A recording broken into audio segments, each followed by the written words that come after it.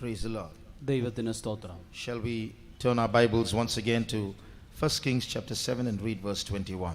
ഒരിക്കൽ കൂടി നമ്മുടെ വേദപുസ്തകം 1 രാജാക്കന്മാർ 7-ാം അധ്യായത്തിന്റെ 21-ാം വാക്യത്തിലേക്ക് കൊണ്ടുവരാം. അവൻ സ്തംഭങ്ങളെ മന്ദിരത്തിന്റെ മണ്ഡപവാതിൽക്കൽ നിർത്തി. അവൻ വലത്തെ സ്തംഭം നിർത്തി അതിന് യാഖീൻ എന്നും ഇടത്തെ സ്തംഭം നിർത്തി അതിന് ബോവസ് എന്നും പേരിട്ടു. And he set up the pillars in the porch of the temple, and he set up the right pillar and called the name thereof Jachin, and he set up the left pillar and called the name thereof Boaz. Praise the Lord. ദൈവത്തിന് സ്തോത്രം. In these days we are considering the spiritual implications of the two pillars that stood at the porch of Solomon's temple. ശലോമോന്റെ ആലയത്തിന്റെ പ്രാകാരത്തിൽ നിന്നതായ രണ്ട് സ്തംഭങ്ങളുടെ ആത്മീയ അർത്ഥങ്ങളാണ് ഈ ദിവസങ്ങളിൽ നാം ചിന്തിച്ചുകൊണ്ടിരിക്കുന്നത്. I will just briefly tell you what we considered yesterday. ഇന്നലെ നാം എന്താണ് കണ്ടത് എന്നുള്ളതിനെ ഞാൻ വളരെ ചുരുക്കമായി നിങ്ങളോട് പങ്കുവെക്കാം. The name Jachin was one of the names of the 24 courses of the priests that existed during the time of David. യാഖീൻ എന്നുള്ള പേര് ദാവീദിന്റെ കാലത്ത് നിലനിന്നിരുന്ന 24 പുരോഹിതന്മാരുടെ കൂട്ടത്തിൽപ്പെട്ട ഒരു കൂട്ടത്തിന്റെ പേരായിരുന്നു. And the name Boaz was the name of the great grandfather of King David.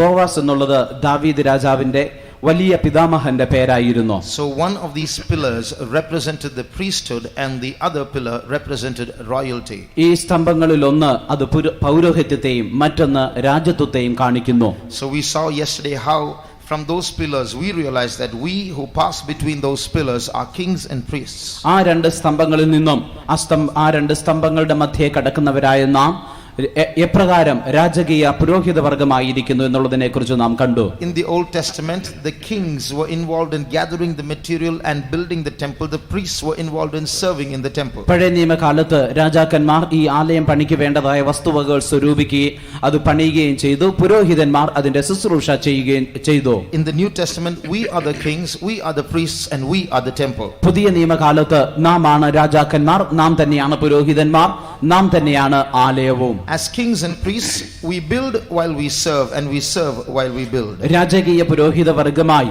നാം പണിയുമ്പോൾ നാം ശുശ്രൂഷിക്കുന്നു, നാം ശുശ്രൂഷിക്കുമ്പോൾ നാം പണിയുന്നു. Secondly, we saw that the name Jachin means the Lord will establish. രണ്ടാമതായി നാം കണ്ടത് യാഖിൻ എന്നുള്ള വാക്കിന്റെ അർത്ഥം ദൈവം സ്ഥിരപ്പെടുത്തുമെന്നാണ്. And the name Boaz means in it, in the temple there is strength. Boaz എന്ന് പറഞ്ഞാൽ അതിൽ തന്നെ, അതായത് ആലയത്തിൽ തന്നെ ബലം ഉണ്ട്. So those who pass between these two pillars will be made steadfast. Their unsteadiness will leave and they will be strengthened. ഈ രണ്ട് തൂണുകളുടെ മധ്യേ, സ്തംഭങ്ങളുടെ മധ്യേ കടന്നു പോകുന്നവർ അവരുടെ അസ്ഥിരതയൊക്കെ മാറി സ്ഥിരപ്പെടുകയും ദൈവത്തിന്റെ ബലം അവർക്ക് ലഭിക്കുകയും ചെയ്യും. Here is a picture of the model of Solomon's temple. ഇവിടെ ശലോമോന്റെ ആലയത്തിന്റെ ഒരു ചിത്രീകരണമുണ്ട്. And those two pillars are standing outside in the porch. അവിടെ അതിന്റെ പ്രാകാരത്തിൽ രണ്ട് സ്തംഭങ്ങൾ നിൽക്കുന്നു. So those who pass between these two pillars will receive great powers is the implication. അതിന്റെ അർത്ഥം ആ രണ്ട് തൂണുകളുടെ മധ്യേ കടന്നു പോകുന്നവർക്ക് വലിയ ശക്തി ലഭിക്കും എന്നുള്ളതാണ്. In the New Testament these pillars do not exist literally in our churches. ഈ പുതിയ നിയമകാലത്ത് നമ്മുടെ സഭകളിൽ, ആലയങ്ങളിൽ ഇങ്ങനെയുള്ള രണ്ട് തൂണുകൾ അല്ല സ്തംഭങ്ങൾ ഇല്ല. But the meaning is that whenever we come to church, whenever we come to the presence of God, there is a building and there is a strengthening, there is an establishing.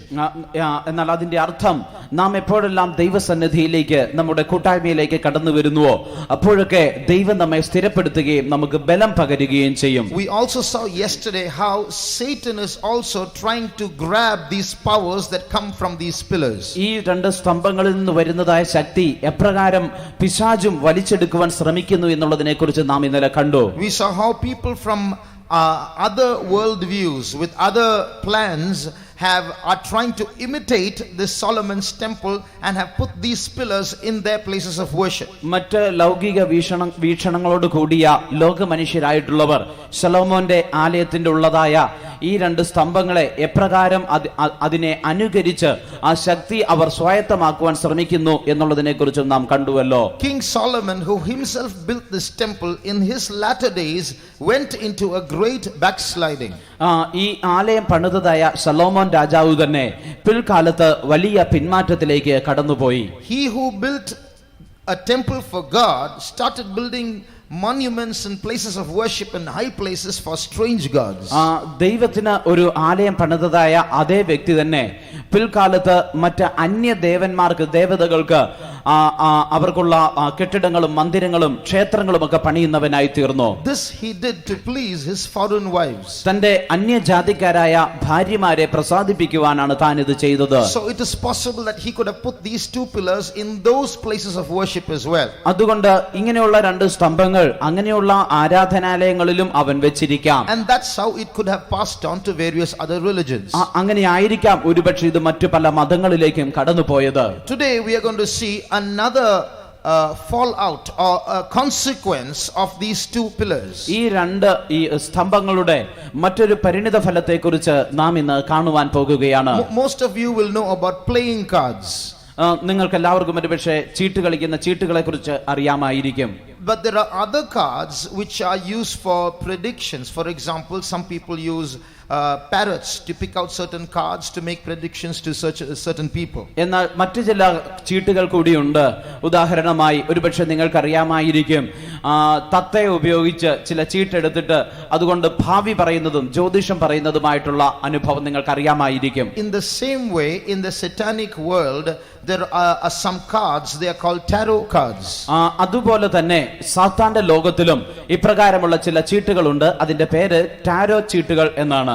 These tarot cards are used for guidance, for counseling, for predictions for individuals.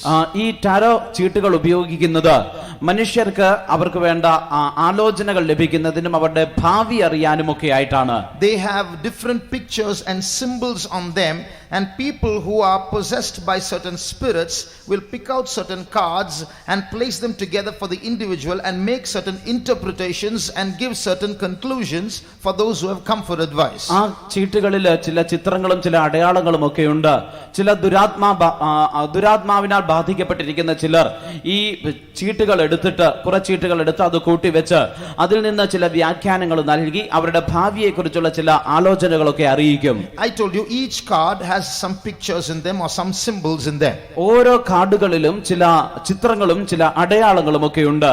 One such card is depicted in the chart behind. പുറകിലുള്ള ചാർട്ടില് അപ്രകാരമുള്ള ഒരു ചീട്ടാണ് കാണിച്ചിരിക്കുന്നത്. If you notice in that card, ആ ചീട്ടിൽ നിങ്ങൾ നോക്കിയാൽ you will see the two pillars are appearing again. അവിടെ രണ്ട് സ്തംഭങ്ങൾ വീണ്ടും വരുന്നത് നിങ്ങൾക്ക് കാണാം. One pillar has B on it representing Boaz, and another pillar has J on it representing Jachin. അതിലൊരു സ്തംഭത്തിന് ബി എന്നുള്ളത് ബോവസിനെ കാണിക്കുവാനും മറ്റൊന്ന് ജെ എന്നുള്ളത് അത് യാഖീൻ എന്നുള്ളതിനെ കാണിക്കുവാനും അവിടെ എഴുതിയിട്ടുണ്ട്. So here we see how Satan also has borrowed these pillars and are using them for his diabolic devilish purposes. ഈ പിശാചും എങ്ങനെയാണ് ഈ രണ്ട് സ്തംഭങ്ങളെ അവൻ അനുകരിച്ചിട്ട് അവന്റെ കാര്യങ്ങൾക്ക് വേണ്ടി അതിനെ ഉപയോഗിക്കുന്നത് എന്ന് നിങ്ങൾക്ക് മനസ്സിലാക്കുവാൻ കഴിയും. Now between those two pillars a woman is seated. ആ രണ്ട് സ്തംഭങ്ങളുടെ മധ്യേ ഒരു സ്ത്രീ ഇരിക്കുന്നു. She represents an Egyptian goddess called Isis. താൻ ഐസിസ് എന്ന് പേരുള്ള ഒരു മിസ്രൈമ്യ ദേവതയാണ്. So keep that in mind. അത് നിങ്ങളുടെ മനസ്സിൽ വെച്ചുകൊള്ളുക. She is seated between these two pillars. ഈ രണ്ട് സ്തംഭങ്ങളുടെ മധ്യേ ആ ദേവത ഇരിക്കുന്നു. Now there is a periodical function called the unveiling of Isis. When she is put between two pillars and there is a screen that stands between those two pillars, and at a point of time that screen is torn, so she is unveiled or revealed. എല്ലാ വർഷവും നടക്കുന്നതായ ഈ ISIS എന്നുള്ള ദേവതയുടെ അനാവരണ ചടങ്ങുണ്ട്. അതായത് ഈ രണ്ട് സ്തംഭങ്ങളുടെ മധ്യേ താൻ ഇരിക്കുന്നു, ഒരു തിരശ്ശീല കൊണ്ട് മറച്ചിരിക്കുന്നു. ആ തിരശ്ശീല അതിനെ രണ്ടായി പിളർന്ന് തുറന്ന് തന്നെ അനാവരണം ചെയ്യുന്നു. So she who was hidden behind the screen is now, by the tearing of the veil, she's unveiled or revealed or made manifest. ആ തിരശ്ശീലയുടെ പിറകിൽ മറഞ്ഞിരുന്നതായി താൻ ആ തിരശ്ശീല രണ്ടായിട്ട് ചീന്തി അവളെ വെളിപ്പെടുത്തുന്നു. Actually there was another picture which could show that, but the picture is not decent. That's why I didn't put it up in the chart. വാസ്തവത്തിൽ അത് കാണിക്കുന്ന മറ്റൊരു പടമുണ്ട്. എന്നാൽ ആ പടം അത്ര നല്ലതല്ല. അതുകൊണ്ടാണ് ഞാനത് ചാർട്ടിൽ ഉൾപ്പെടുത്താത്തത്. So this function is called the unveiling of Isis.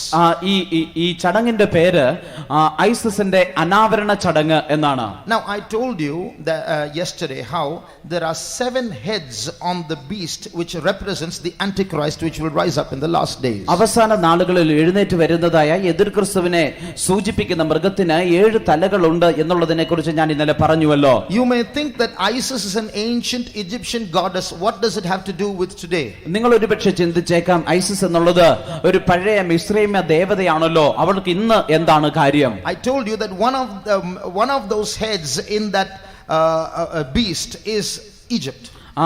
ഞാൻ പറഞ്ഞ ആ 7 തലകളിൽ അതൊന്ന് മിസ്രൈമിനെയാണ് കാണിക്കുന്നത്. And this goddess is an Egyptian goddess. ഈ ദേവത ഒരു മിസ്രൈമ്യ ദേവതയാണ്. And in these last days the ancient religions are being renewed once again. ഈ അവസാന നാളുകളില് പഴയ മതങ്ങളൊക്കെയും വീണ്ടും പുനരുജ്ജീവിപ്പിക്കപ്പെടുകയാണ്. For example, ഉദാഹരണമായി, if you go to New York, you would all have heard of the Statue of Liberty. നിങ്ങൾ ഒരുപക്ഷെ ന്യൂയോർക്കിൽ പോയിട്ടുണ്ടെങ്കിൽ അല്ലെങ്കിൽ അവിടെയുള്ളതായ സ്വാതന്ത്ര്യത്തിന്റെ പ്രതിമ അല്ലെങ്കിൽ സ്റ്റാച്യു ഓഫ് ലിബർട്ടിയെ കുറിച്ച് നിങ്ങൾ കേട്ടിട്ടുണ്ടായിരിക്കും. That's the Statue of Liberty. അതാണ് സ്റ്റാച്യു ഓഫ് ലിബർട്ടി അല്ലെങ്കിൽ സ്വാതന്ത്ര്യത്തിന്റെ പ്രതിമ. And this is a blow up of that. It's an enlarged version of that. ഇത് അതിനെ വലുതാക്കി കാണിച്ചിരിക്കുന്നതാണ്. So what is the Statue of Liberty?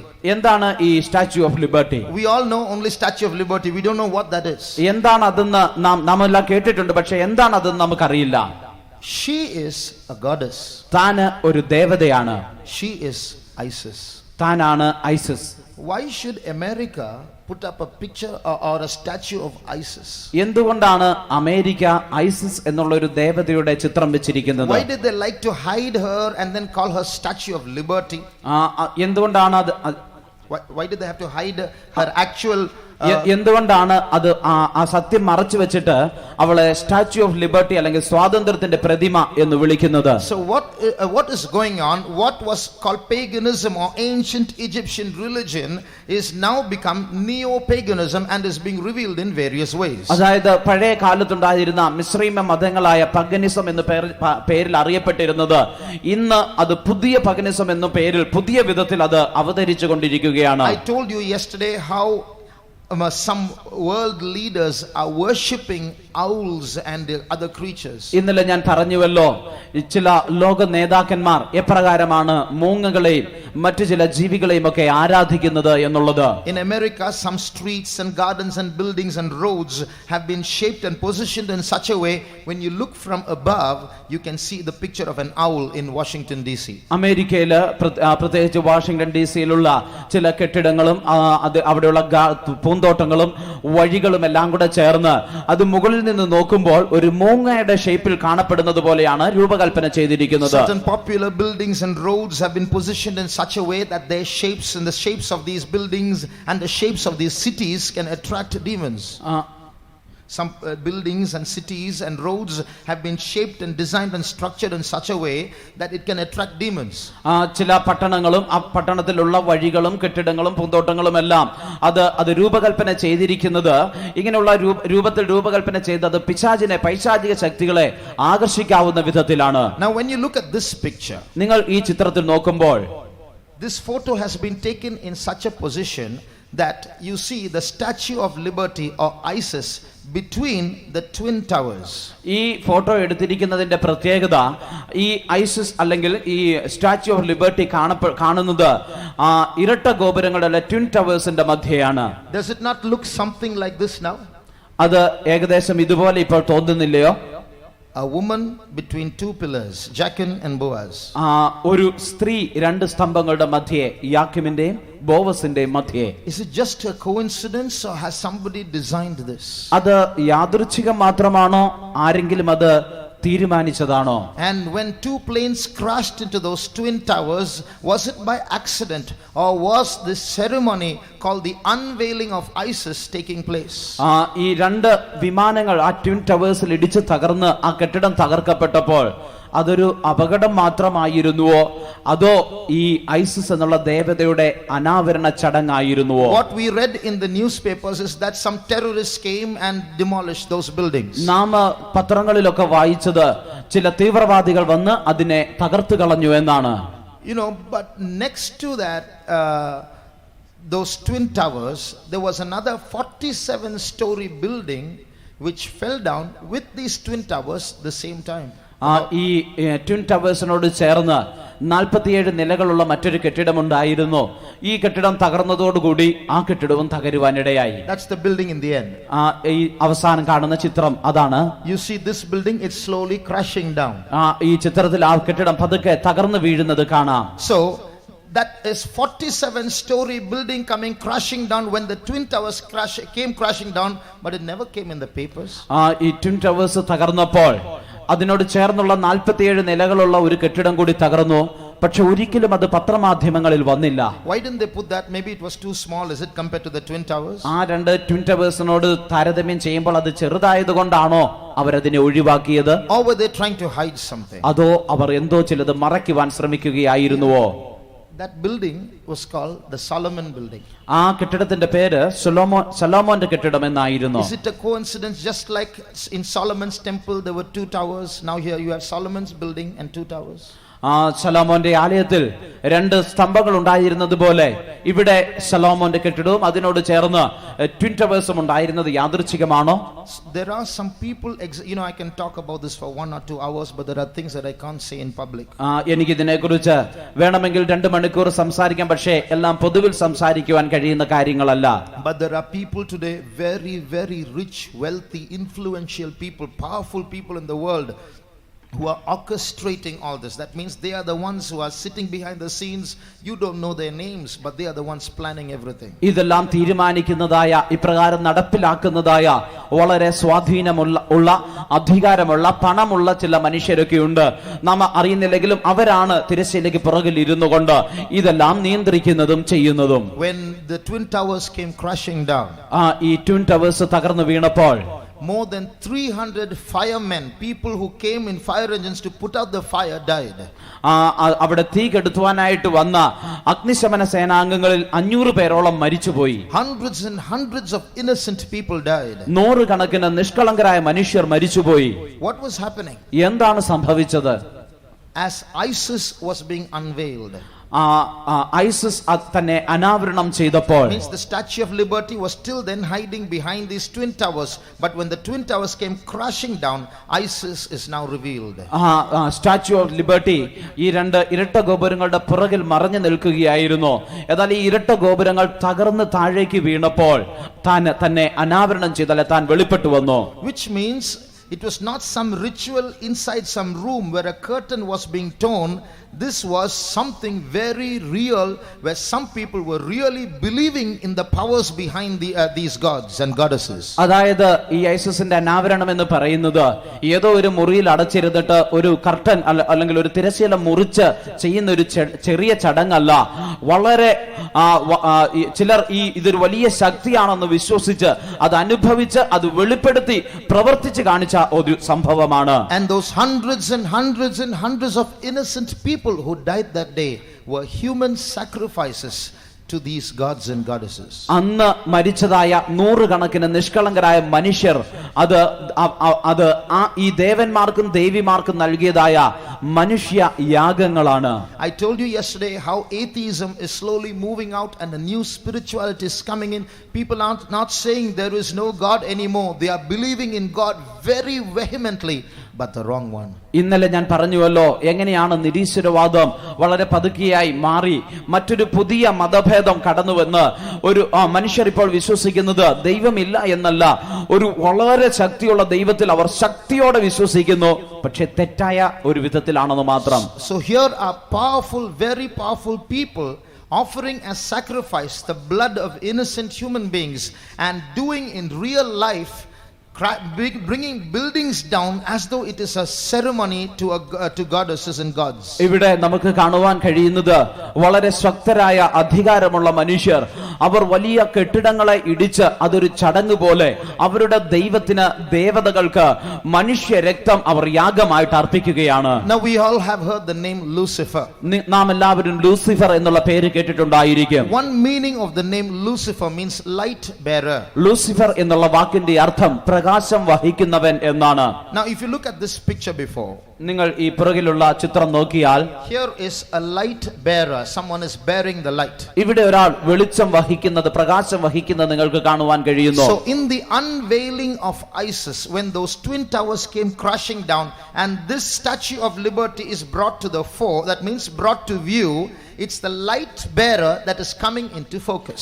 ഈ ഇരട്ട ഗോപുരങ്ങൾ, ട്വിൻ ടവേഴ്സ് തകർന്നു വീണ് ഈ ഐസിന്റെ അനാവരണ ചടങ്ങ് നടത്തി ഈ സ്റ്റാച്യു ഓഫ് ലിബർട്ടി അല്ലെങ്കിൽ ഐസിസ് എന്നുള്ള ദേവതയെ തന്നെത്താൻ വെളിപ്പെടുത്തി പുറത്തേക്ക് കൊണ്ടുവന്നപ്പോൾ വാസ്തവമായി സംഭവിച്ചത് ഈ പ്രകാശം വഹിക്കുന്നവൻ അവനെ വെളിപ്പെടുത്തി കൊണ്ടുവരികയാണ് ചെയ്തത്. The secret symbolism of these rituals is that we want Lucifer to come and rule this world. He is being brought into focus. It's the unveiling of the light bearer of Lucifer. അതായത് ഇപ്രകാരമുള്ള ചടങ്ങുകളുടെയൊക്കെ രഹസ്യമായ അർത്ഥം എന്നുള്ളത് അത് ഈ പ്രകാശം വഹിക്കുന്നവനായ അല്ലെങ്കിൽ ലൂസിഫറിനെ പുറത്തേക്ക് കൊണ്ടുവരികയാണ്. അവൻ അധികാരത്തിൽ വരണം എന്നുള്ള ആഗ്രഹം അവർ വെളിപ്പെടുത്തുകയാണ്. It's called Statue of Liberty. അതിന്റെ പേര് സ്വാതന്ത്ര്യത്തിന്റെ പ്രതിമ എന്നാണ്. So when you hear everybody likes that word liberty.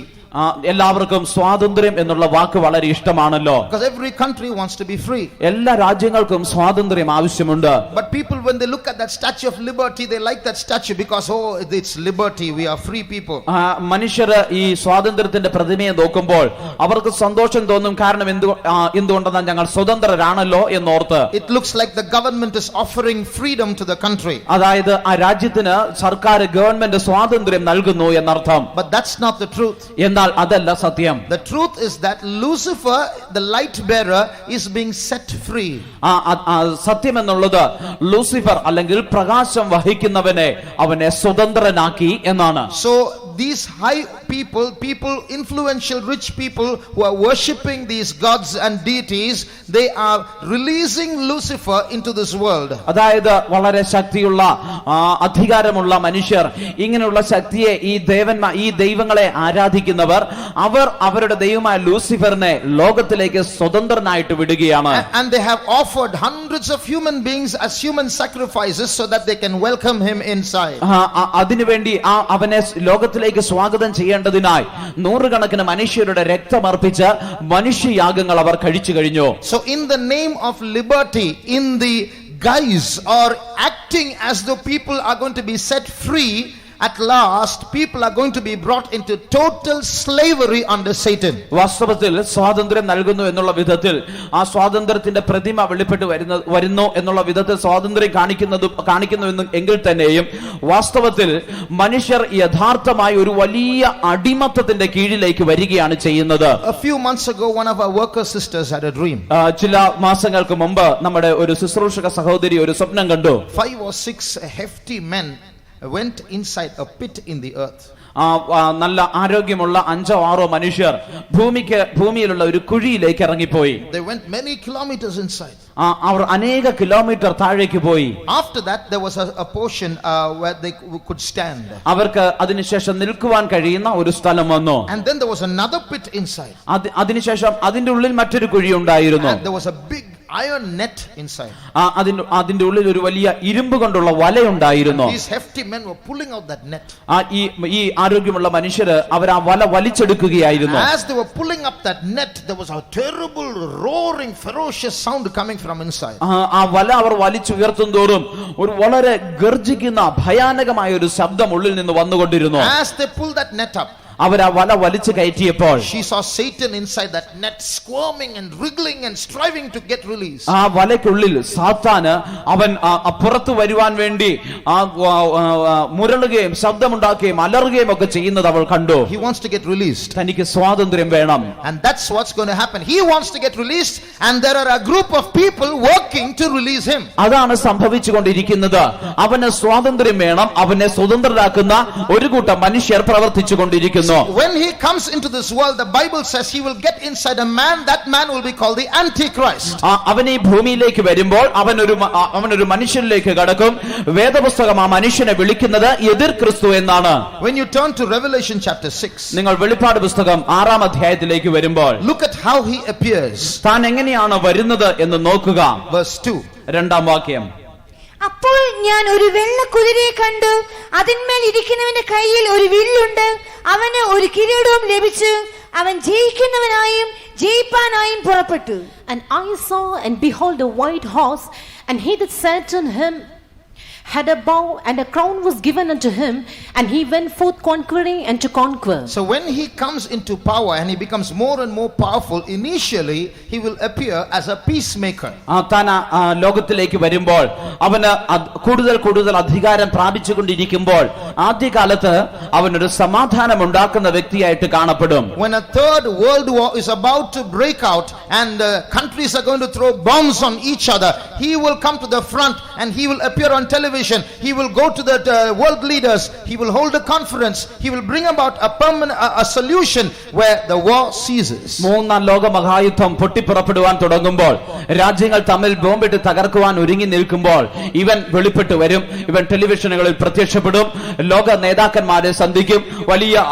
വലിയ യോഗങ്ങളൊക്കെ നടത്തി, ലോക നേതാക്കന്മാരുടെ യോഗങ്ങളൊക്കെ നടത്തി സമാധാനം ഉണ്ടാക്കുവാൻ അവൻ ഒരു പരിഹാര മാർഗവുമായിട്ട് വെളിപ്പെട്ട് വരും. And the whole world will say, when we were going to die with bombs falling on our heads, this man came and brought the solution. So the whole world at that time will accept him as their world leader. അപ്പോൾ മുഴു ലോകവും പറയും, ബോംബുകൾ ഞങ്ങളുടെ തലയിൽ വീണ് ഞങ്ങളെല്ലാം മരിക്കേണ്ടിയിരുന്ന സമയത്ത് ഈ മനുഷ്യനാണ് ഒരു പരിഹാരവുമായിട്ട് വന്നത്, അതുകൊണ്ട് ഇവൻ ലോക നേതാവാകണം. So he says, you are all free people and I want to give you your freedom, so you must come under my banner or under my umbrella or under my wings. അപ്പോൾ താൻ പറയും, ഞാൻ നിങ്ങൾ എല്ലാവരും സ്വതന്ത്രരാണ്, ഞാൻ നിങ്ങൾക്കെല്ലാം സ്വാതന്ത്ര്യം തരുവാൻ ആഗ്രഹിക്കുന്നു, അതുകൊണ്ട് നിങ്ങൾ എല്ലാവരും എന്റെ കീഴിൽ അണിനിരക്കണം. There are so many terrorists who are throwing bombs everywhere and killing people. ഇന്ന് മനുഷ്യരെ കൊല്ലുന്ന ബോംബുകൾ വെച്ച് മനുഷ്യരെ കൊല്ലുന്ന തീവ്രവാദികൾ അനേകരുണ്ട്. So many people are being kidnapped to different places. പല മനുഷ്യരെയും പല സ്ഥലങ്ങളിലേക്ക് തട്ടിക്കൊണ്ടു പോകുന്നു. Your money is being stolen. നിങ്ങളുടെ പണം മോഷ്ടിക്കപ്പെടുന്നു. Why do you have to go through all these problems? എന്തുകൊണ്ട് നിങ്ങൾ ഈ പ്രശ്നങ്ങളിലൂടെയൊക്കെ കടന്നു പോകണം? You take this chip and embed it in you. ഈ ചിപ്പ് നിങ്ങൾ സ്വീകരിച്ച് അത് നിങ്ങളുടെ ശരീരത്തിൽ അതിനെ സ്വീകരിക്കുക. Your money will not be stolen anymore. നിങ്ങളുടെ പണം ഇനി മോഷ്ടിക്കപ്പെടുകയില്ല. No terrorists can move about anymore because they will be monitored. Their movements will be tracked. ഇനി ഒരിക്കലും തീവ്രവാദികൾക്ക് സ്വാതന്ത്ര്യത്തോടെ സഞ്ചരിക്കുവാൻ കഴിയുകയില്ല, കാരണം അവരുടെ ചലനങ്ങൾ പോലും തിരിച്ചറിയപ്പെടും. So take this chip. അതുകൊണ്ട് ഈ ചിപ്പ് സ്വീകരിക്കുക. When this advertisement is made, everyone will take it happily. ഇപ്രകാരം ഒരു പരസ്യം വരുമ്പോൾ എല്ലാവരും സന്തോഷത്തോടെ അത് സ്വീകരിക്കും. Last year in the newspapers there was an article. കഴിഞ്ഞ വർഷം പത്രങ്ങളിൽ ഇപ്രകാരം ഒരു ആർട്ടിക്കിൾ ഉണ്ടായിരുന്നു. They have brought out medical chips. That chip itself is a pharmacy. ഒരു മെഡിക്കൽ ചിപ്പ് ഉണ്ടാക്കിയിരിക്കുന്നു. ആ ചിപ്പ് തന്നെ ഒരു മരുന്ന് കടയാണ്.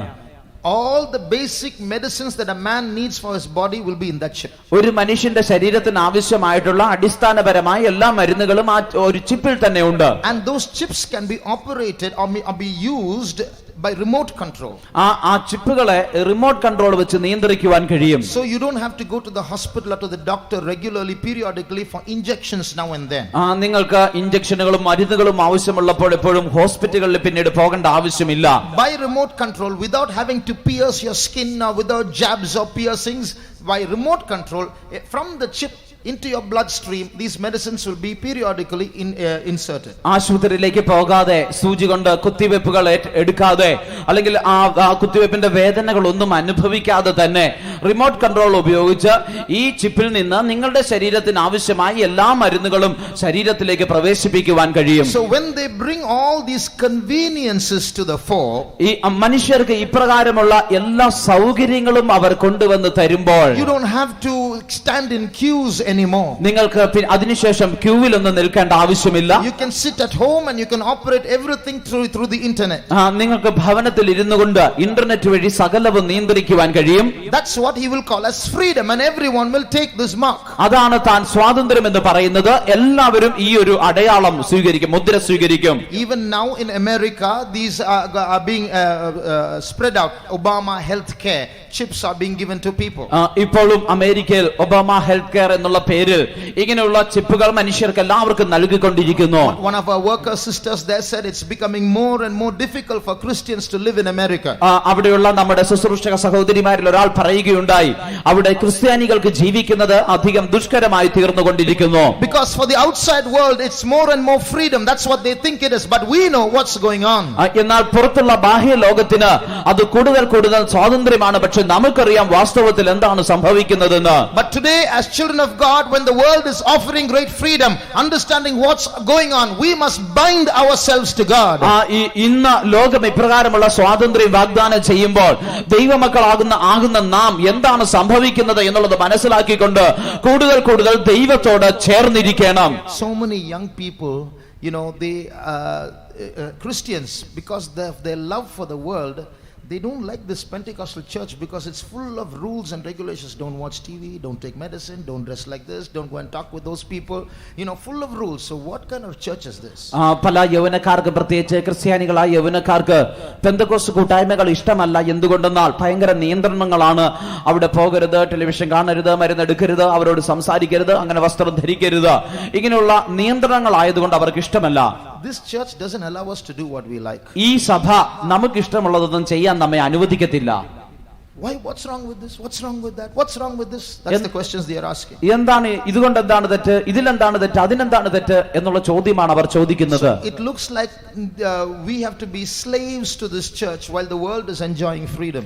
ലോകം സ്വാതന്ത്ര്യം ആസ്വദിക്കുമ്പോൾ ഞങ്ങൾ ഈ സഭയ്ക്ക് അടിമകളായിരിക്കുന്നത് പോലെയാണ്.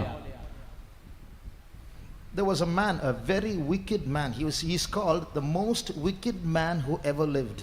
വളരെ ദുഷ്ടനായ ഒരു മനുഷ്യനുണ്ടായിരുന്നു. താൻ വിളിക്കപ്പെട്ടിരുന്നത് തന്നെ ജീവിച്ചിരുന്ന മനുഷ്യരിൽ ഏറ്റവും വലിയ ദുഷ്ടൻ എന്നാണ്. He's called Alistair Crowley. തന്റെ പേര് അലിസ്റ്റർ ക്രോളി എന്നാണ്. He is dead now. താൻ മരിച്ചുപോയി. But in the early 19th early part of the 20th century, 20ാം നൂറ്റാണ്ടിന്റെ ആദ്യ വർഷങ്ങളിൽ, I think it was 1904 if I am right, എനിക്ക് തോന്നുന്നത് 1904 തോന്നുന്നു, he had a contact with a demon. തനിക്ക് പിശാചുമായിട്ട് ഒരു ബന്ധമുണ്ടായി. And he wrote a book. താൻ ഒരു പുസ്തകം എഴുതി. That book is called, and he started a religion. താൻ ഒരു മതവും ആരംഭിച്ചു. That religion is called Telima. മതത്തിന്റെ പേര് തെലിമ എന്നാണ്. And that book that he wrote is called the Book of the Law. The Book of the Law.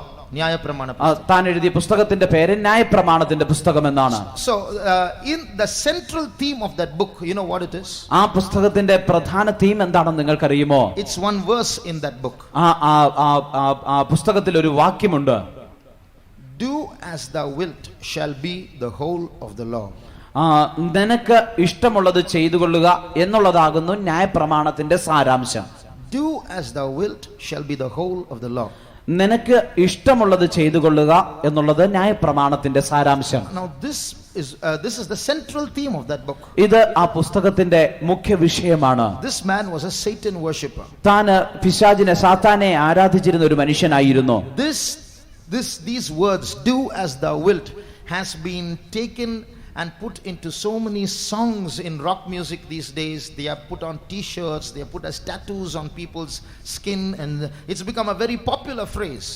ഈ ഒരു വാക്ക് നിനക്ക് ഇഷ്ടമുള്ളത് ചെയ്തു കൊള്ളുക എന്നുള്ളത് ആ പുസ്തകത്തിൽ നിന്ന് എടുത്ത് ഇന്ന് അനേക റോക്ക് മ്യൂസിക്കിന്റെ പാട്ടുകളിലൊക്കെ ചേർത്തിരിക്കുന്നു, ടീഷർട്ടുകളിലൊക്കെ എഴുതിയിരിക്കുന്നു.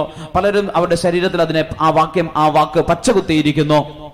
Because those are attractive words. It liberates the person. It allows you to do what you like. അത് വളരെ ആകർഷകമായ വാക്കുകളാണ്. കാരണം അത് നിങ്ങൾക്ക് സ്വാതന്ത്ര്യം നൽകുന്നു, നിങ്ങൾക്ക് ഇഷ്ടമുള്ളത് ചെയ്യുവാൻ അനുവദിക്കുന്നു. So Satan does not say do my will. He says do what you like. പിശാച്, സാത്താൻ ഒരിക്കലും പറയില്ല എന്റെ ഇഷ്ടം ചെയ്യുവാൻ. അവൻ പറയുന്നത് നിങ്ങൾക്ക് ഇഷ്ടമുള്ളത് ചെയ്തു കൊള്ളുക എന്നാണ്. Because he knows if you do what you like, it's enough not to do God's will and you will be his. എന്തുകൊണ്ടെന്നാൽ അവന് നന്നായിട്ട് അറിയാം നിങ്ങൾ നിങ്ങളുടെ ഇഷ്ടമാണ് ചെയ്യുന്നതെങ്കിൽ അത് ഒരിക്കലും ദൈവത്തിന്റെ ഇഷ്ടമല്ല എന്നും അവൻ അത് മാത്രം മതി. And at the end he can have you. അവസാനം അവന് നിങ്ങളെ ലഭിക്കുകയും ചെയ്യും. That's why he won't threaten you, do what I like. He says do what you like and make you happy all your life. So when you die, he will come and receive you. അതുകൊണ്ട് അവൻ ഒരിക്കലും നിങ്ങളെ വന്ന് ഭീഷണിപ്പെടുത്തത്തില്ല. എന്റെ ഇഷ്ടം ചെയ്യണമെന്ന് പറഞ്ഞിട്ട് അവൻ പറയും നിങ്ങൾക്ക് ഇഷ്ടമുള്ളത് ചെയ്യാൻ, നിന്റെ ജീവിതകാലം മുഴുവൻ നിനക്ക് ഇഷ്ടമുള്ളത് ചെയ്തു കൊള്ളുക. അങ്ങനെയെങ്കിൽ അവസാനം നിങ്ങൾ മരിക്കുമ്പോൾ അവന് വന്ന് നിങ്ങളെ സ്വന്തമാക്കുവാൻ കഴിയും. That's why he inspired that Satan worshipper to write that book and put this line there. അതുകൊണ്ടാണ് ആ സാത്താനെ ആരാധിക്കുന്ന മനുഷ്യന് ഉള്ളിൽ പ്രചോദനം നൽകി ഇങ്ങനെയുള്ള വാക്കുകൾ ആ പുസ്തകത്തിൽ എഴുതി വെച്ചത്. And that's his trick to slavery. He gives you whatever you like and whatever you want. He allows you to enjoy life the way you want to enjoy life, and at the end of your days you will belong to him. അത് അവന്റെ നിങ്ങളെ അടിമത്തത്തിലേക്ക് കൊണ്ടുപോകുവാനുള്ള തന്ത്രമാണ്. നിങ്ങൾക്ക് ഇഷ്ടമുള്ളതെല്ലാം തരും. ജീവിതത്തിൽ നിങ്ങൾക്ക് എന്തെല്ലാം ആസ്വദിക്കുവാൻ ആഗ്രഹമുണ്ടോ അതെല്ലാം നൽകി നിങ്ങളെ നടത്തും. എന്നിട്ട് നിങ്ങളുടെ നാളുകൾ കഴിയുമ്പോൾ അവൻ വന്ന് നിങ്ങളെ അവന്റെ അടുക്കൽ കൊണ്ടുപോകും. So you will enjoy what you call or what the world calls freedom or liberty, and at the end of your days when you die you will be his slave boiling in hell forever and ever.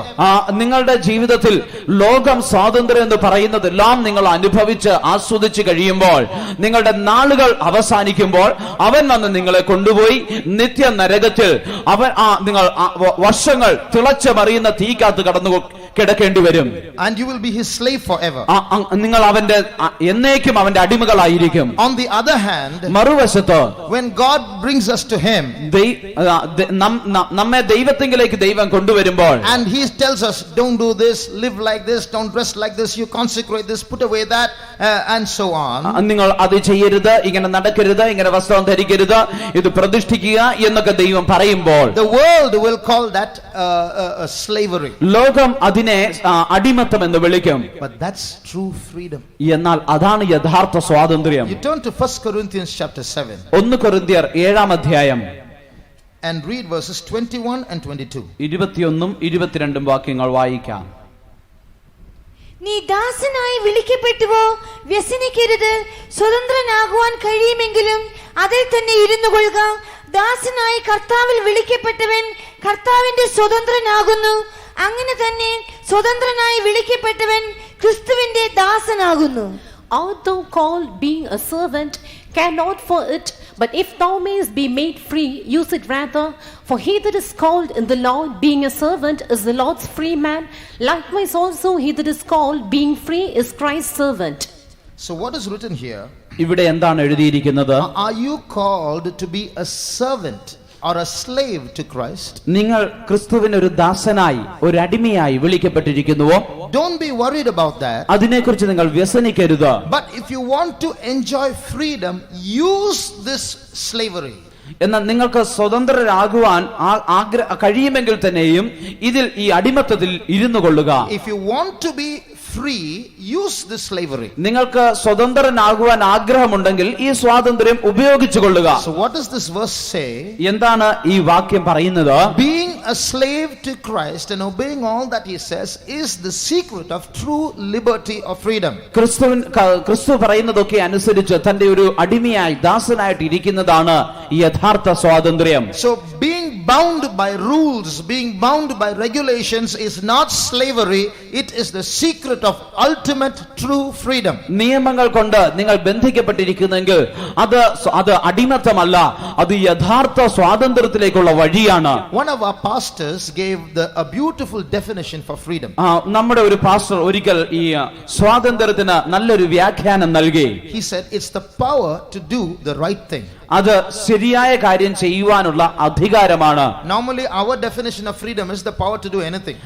നമ്മുടെ വ്യാഖ്യാനം എന്ത് ചെയ്യുവാനുള്ള സ്വാതന്ത്ര്യം എന്നാണ്. I do what I like, that's freedom.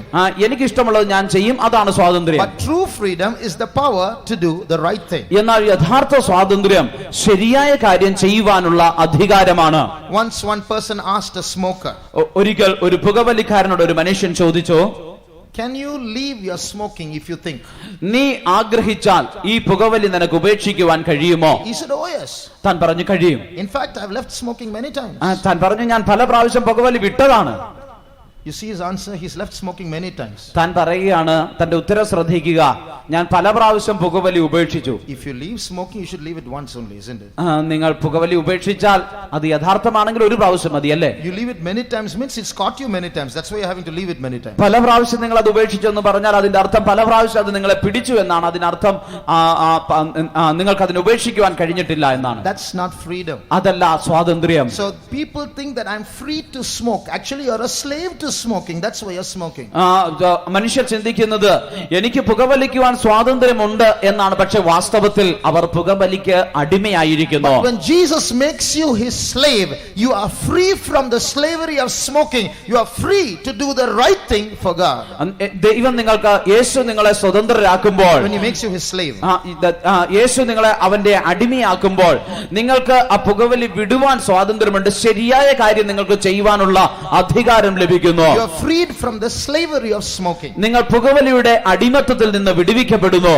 One day a scientist was conducting an experiment. ഒരിക്കൽ ഒരു ശാസ്ത്രജ്ഞൻ ഒരു പരീക്ഷണം നടത്തുകയായിരുന്നു. He was watching something through the microscope. താൻ മൈക്രോസ്കോപ്പിൽ കൂടെ എന്തോ ചിലത് നോക്കിക്കൊണ്ടിരുന്നു. He took a drop of gutter water and put it on a slide. താൻ ഓടയിൽ നിന്നുള്ള ഒരു തുള്ളി വെള്ളം എടുത്തിട്ട് ഒരു സ്ലൈഡിൽ അത് വെച്ചു. And he put it under the microscope. താൻ അത് മൈക്രോസ്കോപ്പിന്റെ അടിയിൽ വെച്ചു. When he watched that gutter water, താൻ ആ വേസ്റ്റ് വെള്ളം താൻ അത് നോക്കിയപ്പോൾ inside there was a germ.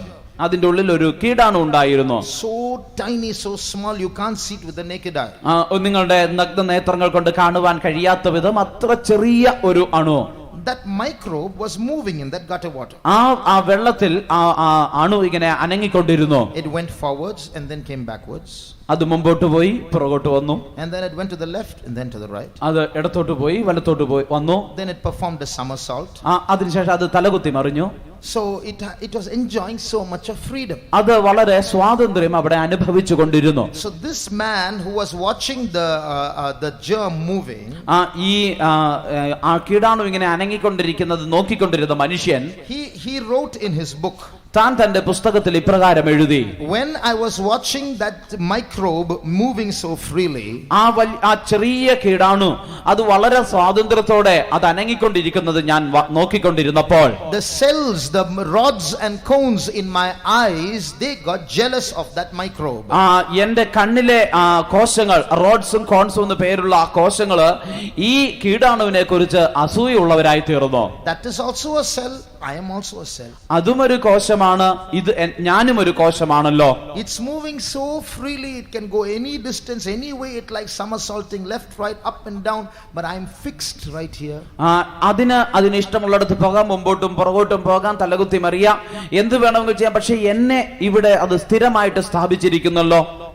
That germ is so lucky. I am so bound. Those cells that are around me are always around me. I can't change position. I can't shift position. I have to be always there till I die. What is this slavery? ആ കീടാണുവിന് വളരെ സ്വാതന്ത്ര്യമുണ്ട്, ഇഷ്ടമുള്ളതൊക്കെ ചെയ്യാം. എന്നാൽ എന്നെ ഇവിടെ സ്ഥിരപ്പെടുത്തി വെച്ചിരിക്കുകയാണ്. എന്റെ ചുറ്റുമുള്ള എല്ലാ കോശങ്ങളെയും അവിടെ തന്നെ വെച്ചിരിക്കുകയാണ്. എനിക്ക് അനങ്ങുവാൻ കഴിയില്ല, ഇവിടെ തന്നെ ഇരിക്കണം. ഇത് എന്തൊരു അടിമത്തമാണ്. But then the scientist gave an explanation. അതിനുശേഷം ആ ശാസ്ത്രജ്ഞൻ ഒരു വിശദീകരണം നൽകി. Although the cells in my eye are jealous of that freely moving germ, എന്റെ കണ്ണിലുള്ള കോശങ്ങൾ ആ സ്വാതന്ത്ര്യത്തോടെ അനങ്ങിക്കൊണ്ടിരിക്കുന്ന കീടാണുവിനോട് അസൂയുള്ളവരാണെങ്കിൽ തന്നെയും, you go and ask the germ, just now you went forward, why? നിങ്ങൾ ആ പോയി കീടാണുവിനോട് ചോദിക്കുകയാണ്, ഇപ്പോൾ നീ മുമ്പോട്ട് പോയല്ലോ, എന്തിനാണ്? It will say, I don't know, I just went forward, that's all.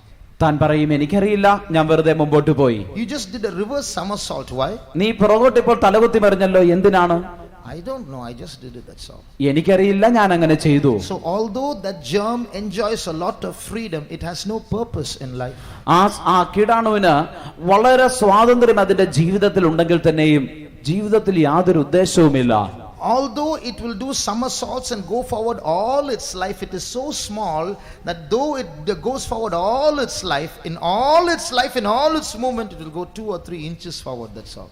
അതിന് വളരെ സ്വാതന്ത്ര്യമുണ്ടെങ്കിലും അതിന്റെ ജീവിതകാലം മുഴുവൻ ഇഷ്ടമുള്ളതുപോലെ തലകുത്തി മറിഞ്ഞൊക്കെ നടക്കാമെങ്കിൽ തന്നെയും അതിന്റെ ജീവിതകാലം മുഴുവനും എടുത്ത് അത് സഞ്ചരിച്ചാൽ തന്നെ അത് 2-3 ഇഞ്ച് അത് സഞ്ചരിക്കുകയുള്ളൂ. All its life, the so-called freely enjoying microbe will spend its life in gutter water or in a rotten tin can or in an old tire somewhere.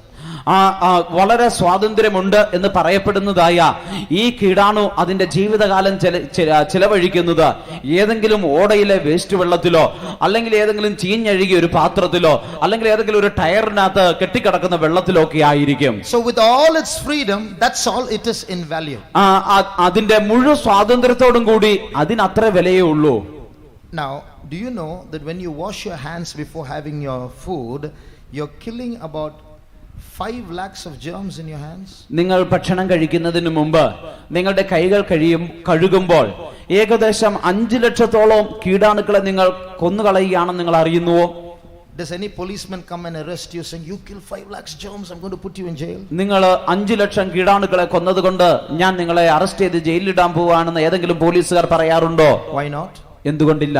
Because with all that freedom, that microbe's value is that much. You kill it also, there is no punishment for that. അതിന്റെ മുഴു സ്വാതന്ത്ര്യത്തോടും കൂടെ ഒരു കീടാണുവിന് അത്രയും വിലയുള്ളൂ. നിങ്ങൾ അതിനെ കൊന്നാൽ പോലും ആരും ചോദിക്കാനില്ല. But you look at this cell in the eye. എന്നാൽ കണ്ണിലുള്ള ഈ ഒരു കോശത്തെ നോക്കുക. It's part of a larger organism bound by certain regulations. ചില നിയന്ത്രണങ്ങളോട് കൂടിയ ഒരു വലിയ ഒരു ജീവിയുടെ ഒരു ഭാഗമാണത്. It looks like a slave fixed there for lifetime, can't move like that freely moving germ. ആ സ്വാതന്ത്ര്യത്തോടെ സഞ്ചരിക്കുന്ന കീടാണുവിനെ പോലെ സ്വാതന്ത്ര്യമില്ലാതെ അവിടെ തന്നെ അത് സ്ഥിരപ്പെടുത്തി വെച്ചിരിക്കുന്നത് കൊണ്ട് ഒരു അടിമത്തത്തിലാണെന്ന് തോന്നിയേക്കാം. But like Jesus said, you be my slave, you will enjoy true freedom. എന്നാൽ യേശു പറഞ്ഞു, നിങ്ങൾ എന്റെ ദാസനായിരിക്കുമ്പോൾ നിങ്ങൾ സ്വതന്ത്രരാകും. In the same way, this germ, though fixed, enjoys greater freedom than that microbe. ഈ കോശം അത് അവിടെ സ്ഥിരപ്പെടുത്തി വെച്ചിരിക്കുന്നെങ്കിൽ തന്നെ വെച്ചിരിക്കുമ്പോൾ തന്നെ ഈ സ്വാതന്ത്ര്യത്തോടെ നടക്കുന്ന കീടാണുവിനേക്കാൾ കൂടുതൽ സ്വാതന്ത്ര്യം അത് അനുഭവിക്കുന്നുണ്ട്. This germ in the gutter on the tin can, all its life will move 2 or 3 inches. ഈ ചീഞ്ഞഴുകിയ ഏതെങ്കിലുമുള്ള പാത്രത്തിലുള്ള ഈ ഒരു കീടാണുവിന് അതിന്റെ ജീവിതകാലം മുഴുവൻ കൊണ്ട് ഒരു 3 ഇഞ്ചാണ് സഞ്ചരിക്കുവാൻ കഴിയുന്നത്. But this cell in the eye, എന്നാൽ കണ്ണിലുള്ള ഈ ഒരു കോശം, when this scientist goes to America, this cell goes to America also. ഈ ശാസ്ത്രജ്ഞൻ അമേരിക്കയിലേക്ക് പോകുമ്പോൾ ഈ കോശവും അമേരിക്കയിൽ പോകുന്നു. Isn't that greater freedom when this germ moves only 2 inches, this can go so many miles with the scientist. ഈ ഒരു കീടാണു 2-3 inch മാത്രം സഞ്ചരിക്കുമ്പോൾ ഇതിനെ ഇത്രയും കിലോമീറ്റർ യാത്ര ചെയ്യാം എന്നുള്ളത് തന്നെ ഒരു വലിയ സ്വാതന്ത്ര്യമല്ലയോ? Not only that, അത് മാത്രമല്ല, in being bound in a group of cells in a structure, its value increases. ഒരു കൂട്ടം കോശങ്ങളോട് കൂടെ ഒരു രൂപത്തിൽ അത് ആക്കി വെച്ചിരിക്കുന്നത് കൊണ്ട് അതിന്റെ വില കൂടുന്നു. As you're traveling by car, നിങ്ങൾ കാറിൽ യാത്ര ചെയ്യുമ്പോൾ you're killing so many germs on the way. നിങ്ങൾ വഴിയിൽ അനേക കീടാണുക്കളെ കൊന്നുകളയുന്നുണ്ട്. So many cells are dying when your tire steps on them. നിങ്ങളുടെ കാറിന്റെ ടയർ അതിന്റെ മുകളിൽ കൂടി പോകുമ്പോൾ അനേക കോശങ്ങൾ നശിക്കുന്നു. But when you see a 95-year-old lady standing in the middle of the road, എന്നാൽ 95 വയസ്സുള്ള ഒരു സ്ത്രീ റോഡിന്റെ നടുവിൽ നിൽക്കുന്നത് കാണുമ്പോൾ, will you say, oh, there are so many cells on the road, I stamped on them, this is also a group of cells, so I'll ride over her? റോഡിൽ അനേക കോശങ്ങൾ ഉണ്ടായിരുന്നല്ലോ, അതിനെയെല്ലാം ഞാൻ തകർത്തരച്ചു കളഞ്ഞു, ഇത് ഒരു കൂട്ടം കോശമാണെന്നല്ലേ ഉള്ളൂ, ഞാനും അവരുടെ മുകളിൽ കൂടി വണ്ടി ഓടിച്ചു വിട്ടേക്കാം എന്ന് പറയുമോ? Now the police will come. ഇപ്പോൾ പോലീസുകാർ വരും. What's the difference between that group of cells that constitute the old woman and a group of cells on the road? ഈ റോഡിൽ കിടക്കുന്ന ഒരു കൂട്ടം കോശങ്ങളും ഈ സ്ത്രീയെ സൃഷ്ടിച്ചിരിക്കുന്ന ഒരു കൂട്ടം കോശങ്ങളും തമ്മിലുള്ള വ്യത്യാസം എന്താണ്? Those cells that constitute the old woman are organized and has great value. That's why the policeman comes. ഈ സ്ത്രീയെ ഉരുവാക്കി വെച്ചിരിക്കുന്ന ആ കോശങ്ങൾ അതെല്ലാം അതിന് വിലയുണ്ട്, അതുകൊണ്ടാണ് പോലീസുകാർ വരുന്നത്. When you become a member of the body of Christ, your value increases, brother, sister. പ്രിയ സഹോദര സഹോദരി, ക്രിസ്തുവിന്റെ ശരീരത്തിന്റെ ഭാഗമായി നിങ്ങൾ മാറ്റപ്പെടുമ്പോൾ നിങ്ങളുടെ വില വർദ്ധിക്കുന്നു. But if you leave this body of Christ and you want to enjoy freedom and you roam about in this world, you may do some somersaults for some time, but when a tire comes and runs over you, you're of no value. എന്നാൽ നിങ്ങൾ ക്രിസ്തുവിന്റെ ശരീരം വിട്ട് പുറത്തു വന്ന് ഈ ലോകത്തിൽ നിങ്ങൾക്ക് ഇഷ്ടമുള്ളത് ചെയ്തുകൊണ്ട് നിങ്ങൾ ജീവിക്കുന്നുവെങ്കിൽ നിങ്ങൾക്ക് കുറച്ചു കാലം തലകുത്തി മറിഞ്ഞൊക്കെ ജീവിക്കുവാൻ കഴിയും. എങ്കിൽ തന്നെയും ഒരു ടയർ വന്ന് നിങ്ങളുടെ പുറത്തോട് കയറി പോകുമ്പോൾ നിങ്ങളുടെ ജീവിതം അവസാനിക്കുന്ന അത്രത്തോളം വിലയുള്ളൂ. Are you going to be Christ's slave or do you want to enjoy freedom in this world? നിങ്ങൾ ക്രിസ്തുവിന്റെ അടിമകളായിരിക്കുവാൻ പോകുന്നുവോ അതോ ലോകത്തിന്റെ സ്വാതന്ത്ര്യം അനുഭവിക്കുവാൻ പോകുന്നുവോ? The Antichrist wants to give freedom to everybody, peace to everybody. എതിർ ക്രിസ്തു എല്ലാവർക്കും സമാധാനവും സ്വാതന്ത്ര്യവും നൽകുവാൻ ആഗ്രഹിക്കുന്നു. But those who come under the umbrella of the Antichrist, ആരെല്ലാം ഈ എതിർ ക്രിസ്തുവിന്റെ കുടക്കീഴിൽ വരുന്നുവോ, you will be called hereafter only by a number under the regime of the Antichrist. അതിനുശേഷം എതിർ ക്രിസ്തുവിന്റെ ഭരണകാലത്ത് നിങ്ങൾ ഒരു സംഖ്യ കൊണ്ടാണ് നിങ്ങൾ അറിയപ്പെടുവാൻ പോകുന്നത്. In every bank you go to, in every shop you go to, wherever you go to, your name has no value after this. Your number will be called. നിങ്ങൾ ഏതെങ്കിലും ബാങ്കിൽ പോയാലോ കടയിൽ പോയാലോ നിങ്ങൾ എവിടെ പോയാലും നിങ്ങളുടെ പേരിന് ഒരു വിലയും ഉണ്ടായിരിക്കില്ല, നിങ്ങളുടെ സംഖ്യക്കാണ് വിലയുള്ളത്. Your name carries an identity. നിങ്ങളുടെ പേര് അതൊരു തിരിച്ചറിയൽ രേഖ അതിൽ തന്നെ ഉണ്ട്. From your name we can understand whether you're male or female. നിങ്ങളുടെ പേരിൽ നിന്ന് തന്നെ നിങ്ങൾ പുരുഷനോ സ്ത്രീയോ എന്നറിയാം. We can understand whether you're an Indian or an American. അതൊരു ഇന്ത്യക്കാരനാണോ അമേരിക്കക്കാരനാണോ എന്നറിയാം. What religion you belong to. നിങ്ങൾ ഏത് മതക്കാരനാണെന്നറിയാം. What state you come from. നിങ്ങൾ ഏത് സംസ്ഥാനത്തിൽ നിന്ന് വരുന്നു. But if you're called by a number, that identity goes. എന്നാൽ നിങ്ങൾ ഒരു സംഖ്യ കൊണ്ട് അറിയപ്പെടുമ്പോൾ അങ്ങനെയുള്ള തിരിച്ചറിയൽ എല്ലാം പോകുകയാണ്. In other words, the Antichrist is called an idol shepherd. That means he will in the name of protecting you and assigning you a number and giving you freedom, he is making you lose your value. I don't care who you are. You are just 1 3 7 5 6 4. That's all. അതായത് എതിർ ക്രിസ്തു അവനെ നിങ്ങൾക്ക് സ്വാതന്ത്ര്യം തരുന്നതുപോലെ ഇപ്രകാരം എല്ലാം ചെയ്യുന്നുവെങ്കിൽ തന്നെയും വാസ്തവത്തിൽ സംഭവിക്കുന്ന നിങ്ങളുടെ വില ഇല്ലാതെയാക്കുകയാണ്. നിങ്ങൾ ആരാണേലും എനിക്കൊരു പ്രശ്നമല്ല, നിങ്ങളൊരു സംഖ്യ മാത്രമാണ്, 3 4 5 6 എന്നുള്ള ഒരു സംഖ്യ മാത്രമാണ് നിങ്ങൾ. But what does our God say? എന്നാൽ എന്താണ് നമ്മുടെ ദൈവം പറയുന്നത്? I have called you by name, thou art mine. ഞാൻ നിന്നെ പേര് ചൊല്ലി വിളിച്ചിരിക്കുന്നു, നീ എനിക്കുള്ളവൻ തന്നെ. Hallelujah. Hallelujah. Our God doesn't call us by some number, he calls us by our name. ദൈവം നമ്മളെ ഏതെങ്കിലും ഒരു സംഖ്യ പ്രകാരമല്ല വിളിക്കുന്നത്, നമ്മുടെ പേര് ചൊല്ലിയാണ് അവൻ വിളിക്കുന്നത്. He is a God who cares for each one of us personally. നമുക്ക് ഓരോരുത്തർക്കും വേണ്ടി വ്യക്തിപരമായി കരുതുന്നവനായ ദൈവമാണ് അവൻ. He is a God who leaves 99 sheep and goes after one lost sheep. 99 ആടുകളെ വിട്ടിട്ട് കാണാതെ പോയ ഒരു ആടിനെ തേടി വരുന്നവനാണ് അവൻ.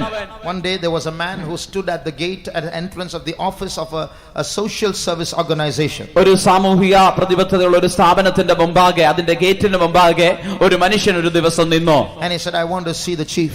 താൻ പറഞ്ഞു, എനിക്ക് അതിന്റെ പ്രധാനപ്പെട്ട വ്യക്തിയെ, ചീഫിനെ കാണണം. They asked him, what's your problem?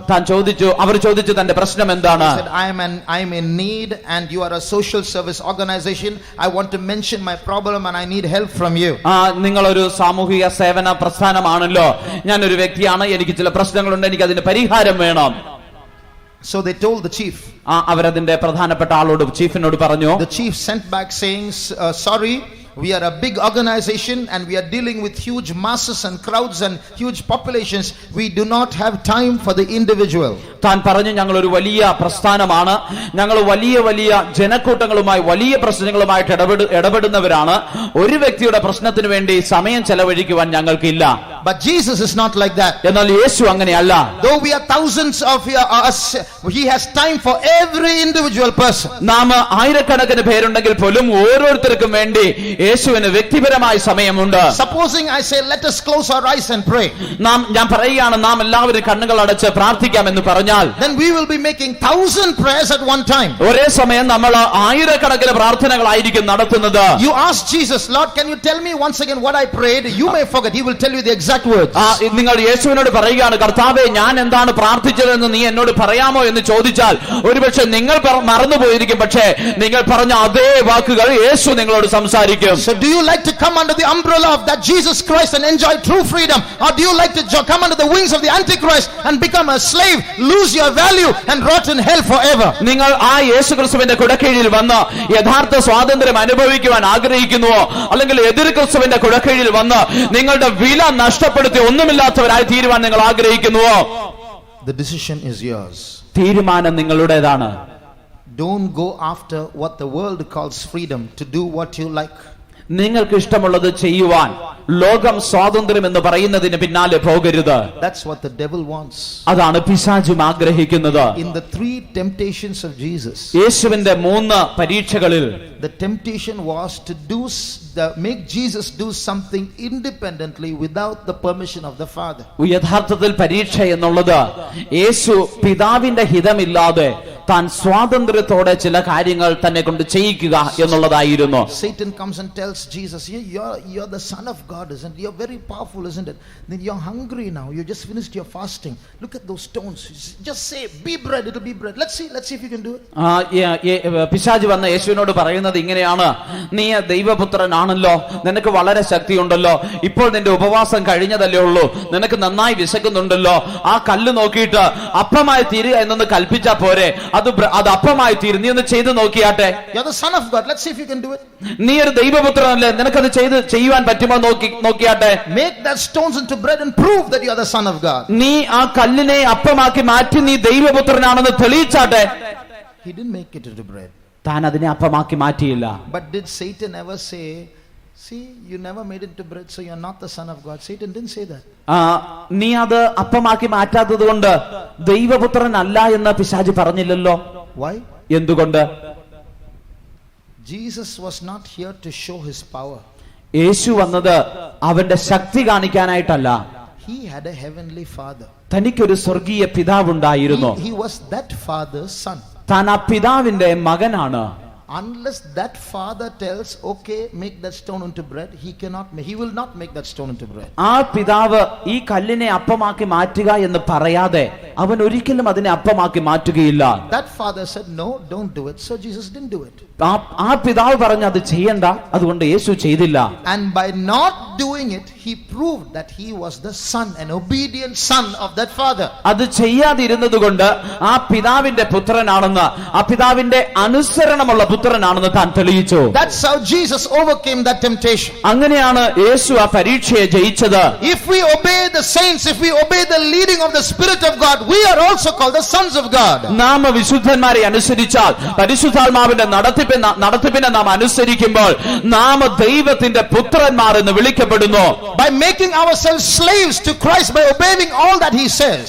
ക്രിസ്തു പറയുന്നതെല്ലാം അനുസരിച്ചുകൊണ്ട് അവന്റെ ദാസന്മാരായി നാം തീരുമ്പോൾ, the devil says, you do what you like. പിശാച് പറയും നീ നിനക്ക് ഇഷ്ടമുള്ളത് ചെയ്തു കൊള്ളുക.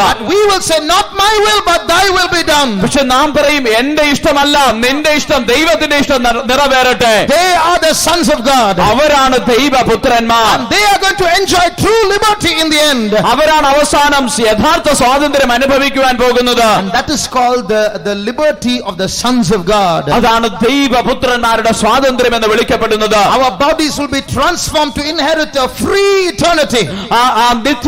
നിത്യത അവകാശമാക്കുവാൻ നമ്മുടെ ശരീരം സ്വതന്ത്രമാക്കപ്പെടും. That's what we are waiting for. അതിനുവേണ്ടിയാണ് നാം കാത്തിരിക്കുന്നത്. Now there is another thing that we have to observe that's happening in these last days that the Antichrist is trying to do. ഈ നാളുകളിൽ സംഭവിക്കുന്ന എതിർക്രിസ്തു ചെയ്യുവാൻ പോകുന്ന മറ്റൊരു കാര്യം കൂടി നാം മനസ്സിലാക്കേണ്ടിയിരിക്കുന്നു. After the twin towers have come crashing down, ആ ഇരട്ട ഗോപുരങ്ങൾ ട്വിൻ ടവേഴ്സ് തകർന്നതിന് ശേഷം in its place a new tower is coming up. അതേ സ്ഥലത്ത് പുതിയൊരു ഗോപുരം ഉയർന്നു വരുന്നുണ്ട്. It's not complete, but this year it may be complete. അതിതുവരെ പൂർത്തിയായിട്ടില്ല. ഒരുപക്ഷെ ഈ വർഷം അതിന്റെ പണി പൂർത്തിയായേക്കാം. That's that tower here, the picture of that tower. ആ ഗോപുരത്തിന്റെ പടമാണ് ഈ കാണുന്നത്. It's called the Freedom Tower. അതിന്റെ പേര് സ്വാതന്ത്ര്യത്തിന്റെ ഗോപുരം എന്നാണ്. So look at that, freedom, Statue of Liberty, Freedom Tower. സ്വാതന്ത്ര്യത്തിന്റെ പ്രതിമ, സ്വാതന്ത്ര്യത്തിന്റെ ഗോപുരം. It looks attractive, the name sounds attractive, but it's a great deception.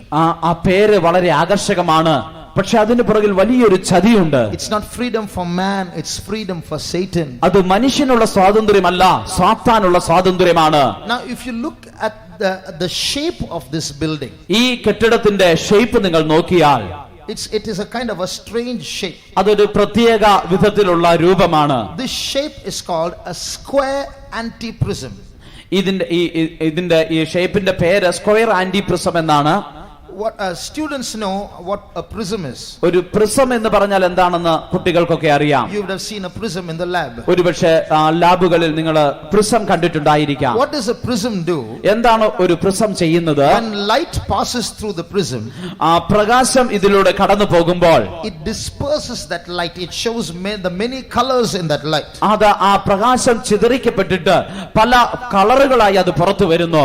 So a prism spreads or disperses light. ഒരു പ്രിസം പ്രകാശത്തെ അതിനെ ചിതറിക്കുകയാണ് ചെയ്യുന്നത്. Then by principle, not in actuality, by principle, antiprism instead of spreading light will pull light inside.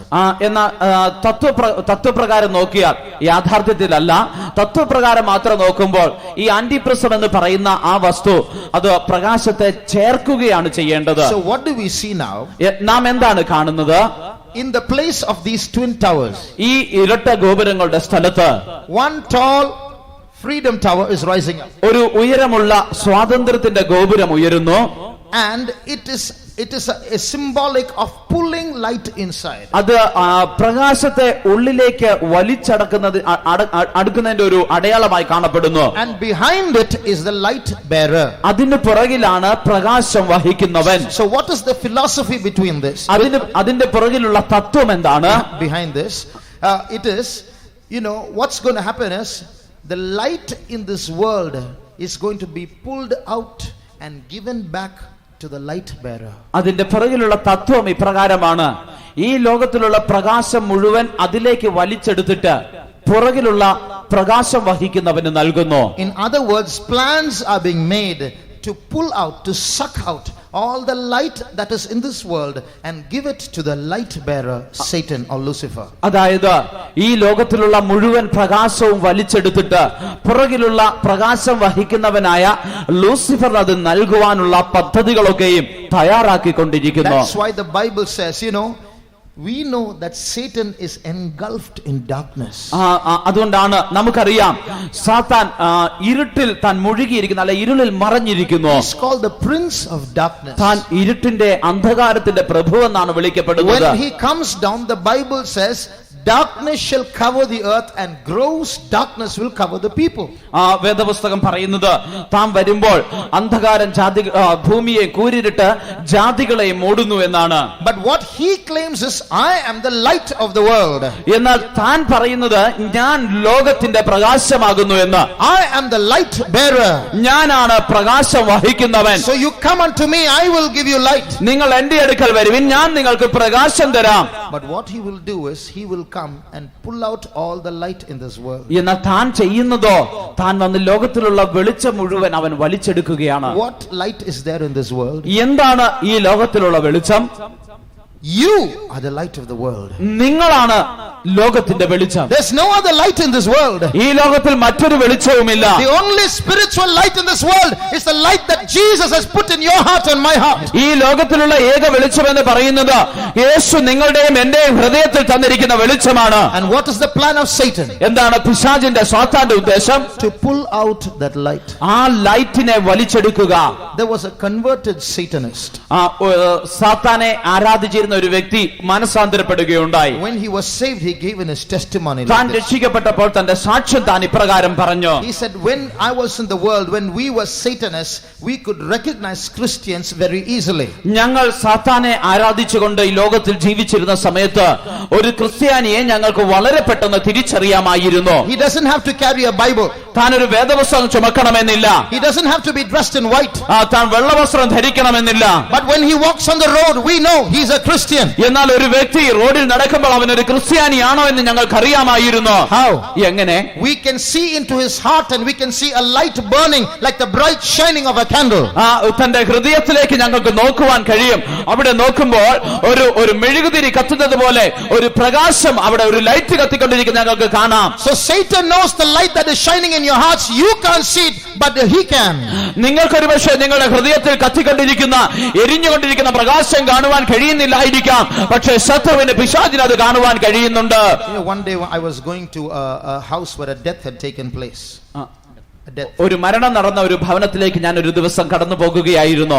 As I was going into the house, ആ ഭവനത്തിലേക്ക് ഞാൻ കടന്നു ചെല്ലുമ്പോൾ there was a lady from the neighboring house. അടുത്ത അയൽപക്കത്തു നിന്നുള്ള ഒരു സ്ത്രീ അവിടെ ഉണ്ടായിരുന്നു. She was peeping over the wall. താൻ ആ മതിലിന്റെ മുകളിൽ കൂടി എത്തി നോക്കുകയായിരുന്നു. And when I was walking in, she was staring at me. ഞാൻ അകത്തേക്ക് നടന്നു പോകുമ്പോൾ താൻ എന്നെ തന്നെ തുറിച്ചു നോക്കിക്കൊണ്ടിരുന്നു.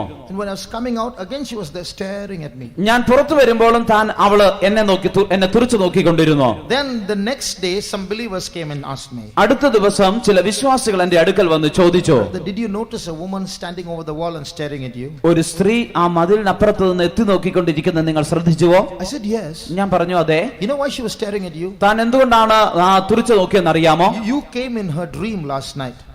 നിങ്ങൾ തലേന്ന് അവളുടെ സ്വപ്നത്തിൽ പ്രത്യക്ഷനായി. And when she saw you, she said, "Hey, that's the person I saw in the dream." നിങ്ങളെ കണ്ടപ്പോൾ താൻ പറയാണ്, ഇതാണല്ലോ ഞാൻ സ്വപ്നത്തിൽ കണ്ട വ്യക്തി. And she said when you were going, she was able to see a light following you into the house, and when you came out, she saw that light following you out of the house. താൻ പറയുകയായിരുന്നു, നിങ്ങൾ ആ ഭവനത്തിലേക്ക് പോയപ്പോൾ ഒരു പ്രകാശം നിങ്ങളെ അനുഗമിച്ചിരുന്നു. നിങ്ങൾ പുറത്തേക്ക് വന്നപ്പോൾ നിങ്ങളുടെ കൂടെ ആ പ്രകാശവും ഇറങ്ങി വരുന്നത് കണ്ടു. She is not a saved person. She was a Roman Catholic and she saw this. താൻ ഒരു രക്ഷിക്കപ്പെട്ട വ്യക്തിയല്ല, താൻ ഒരു റോമൻ കത്തോലിക്ക മതത്തിൽപ്പെട്ട വ്യക്തിയാണ്. താൻ അത് കണ്ടു. So there is a light surrounding, there is a light within the children of God. ദൈവമക്കളുടെ ചുറ്റിലും പ്രകാശിക്കുന്ന, ദൈവമക്കളുടെ ഉള്ളിൽ പ്രകാശിക്കുന്ന ഒരു പ്രകാശമുണ്ട്.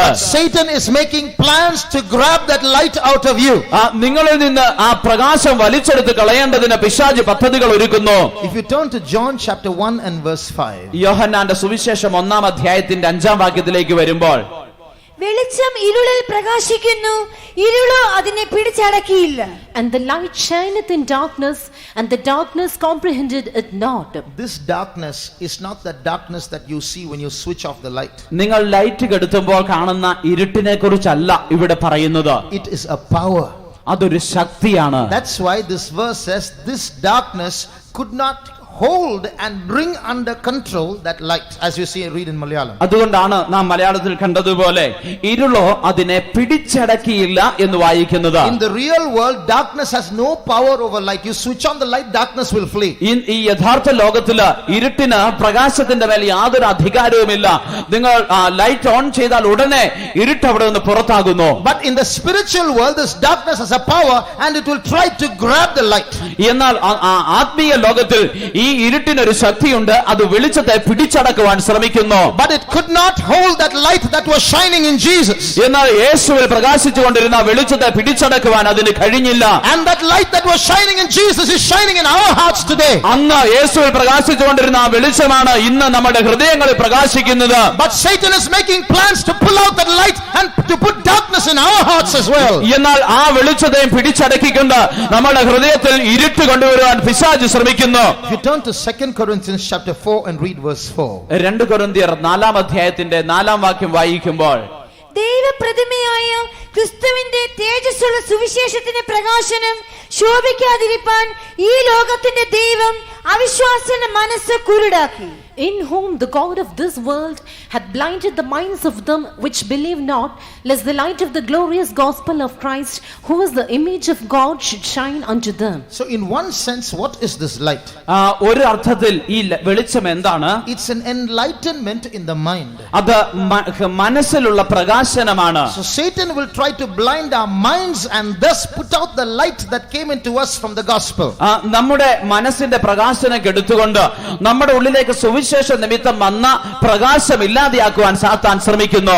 So that light is an understanding of things in the mind. ആ വെളിച്ചം എന്ന് പറയുന്നത് നമ്മുടെ മനസ്സിലുള്ള കാര്യങ്ങളെ കുറിച്ചുള്ള ഗ്രാഹ്യമാണ്. Read Hebrews chapter 10 and verse 32. ഹെബ്രായ ലേഖനം 10-ാം അധ്യായത്തിന്റെ 32-ാം വാക്യം വായിക്കാം. But call to remembrance the former days in which, after you were illuminated, ye endured a great fright of afflictions. എന്നാൽ നിങ്ങൾ പ്രകാശനം ലഭിച്ച ശേഷം നിന്ദകളാലും പീഡകളാലും കൂത്തുകാഴ്ചയായി ഭവിച്ചും, after you were illuminated. നിങ്ങൾക്ക് പ്രകാശനം ലഭിച്ച ശേഷം. In other words, there was a point of time when the gospel came and touched us and we were enlightened. We saw the world differently. We saw ourselves differently. We saw eternity differently. നാം സുവിശേഷം വന്ന് നമ്മുടെ ഉള്ളിൽ പ്രവേശിച്ച് നമ്മെ പ്രകാശിപ്പിച്ച ഒരു സമയമുണ്ടായിരുന്നു. അന്ന് നാം ഈ ലോകത്തെ മറ്റൊരു രീതിയിൽ കണ്ടു, നമ്മെ തന്നെ മറ്റൊരു വിധത്തിൽ കണ്ടു, നിത്യതയെ മറ്റൊരു വിധത്തിൽ കാണുവാനിടയായി. So it's a light in the mind. അത് മനസ്സിലുള്ള ഒരു വെളിച്ചമാണ്. It's a new way of understanding. അതൊരു പുതിയ വിധത്തിൽ കാര്യങ്ങൾ ഗ്രഹിക്കുന്നതാണ്. When Jesus was walking in the world, യേശു ഈ ലോകത്തിൽ പ്രവർത്തിച്ചുകൊണ്ടിരുന്നപ്പോൾ, once the disciples asked Jesus, look at the temple, look at that gold, look at that building, how beautiful, isn't it? യേശുവിനെ നോക്കി ശിഷ്യന്മാർ ചോദിച്ചു, ആ ആലയം കണ്ടോ, എത്ര മനോഹരമാണ്, അതിന്റെ പണികളൊക്കെ കണ്ടോ? Jesus said, യേശു പറഞ്ഞു, you see that building? നിങ്ങൾ ഈ കെട്ടിടം കാണുന്നുവോ? It's going to come down in such a manner, not one stone will be left on another. ഒരു കല്ലിന്മേൽ കല്ല് ശേഷിക്കാതെ വണ്ണം അത് തകർക്കപ്പെടുവാൻ പോകുന്നു. So the disciples mind and the way they looked at that building was different.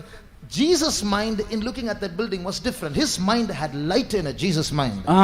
ശിഷ്യന്മാർ ആ കെട്ടിടത്തെ നോക്കിയ വിധം ഒന്നാണ്, യേശു അതിനെ കണ്ട വിധവും മറ്റൊന്നാണ്.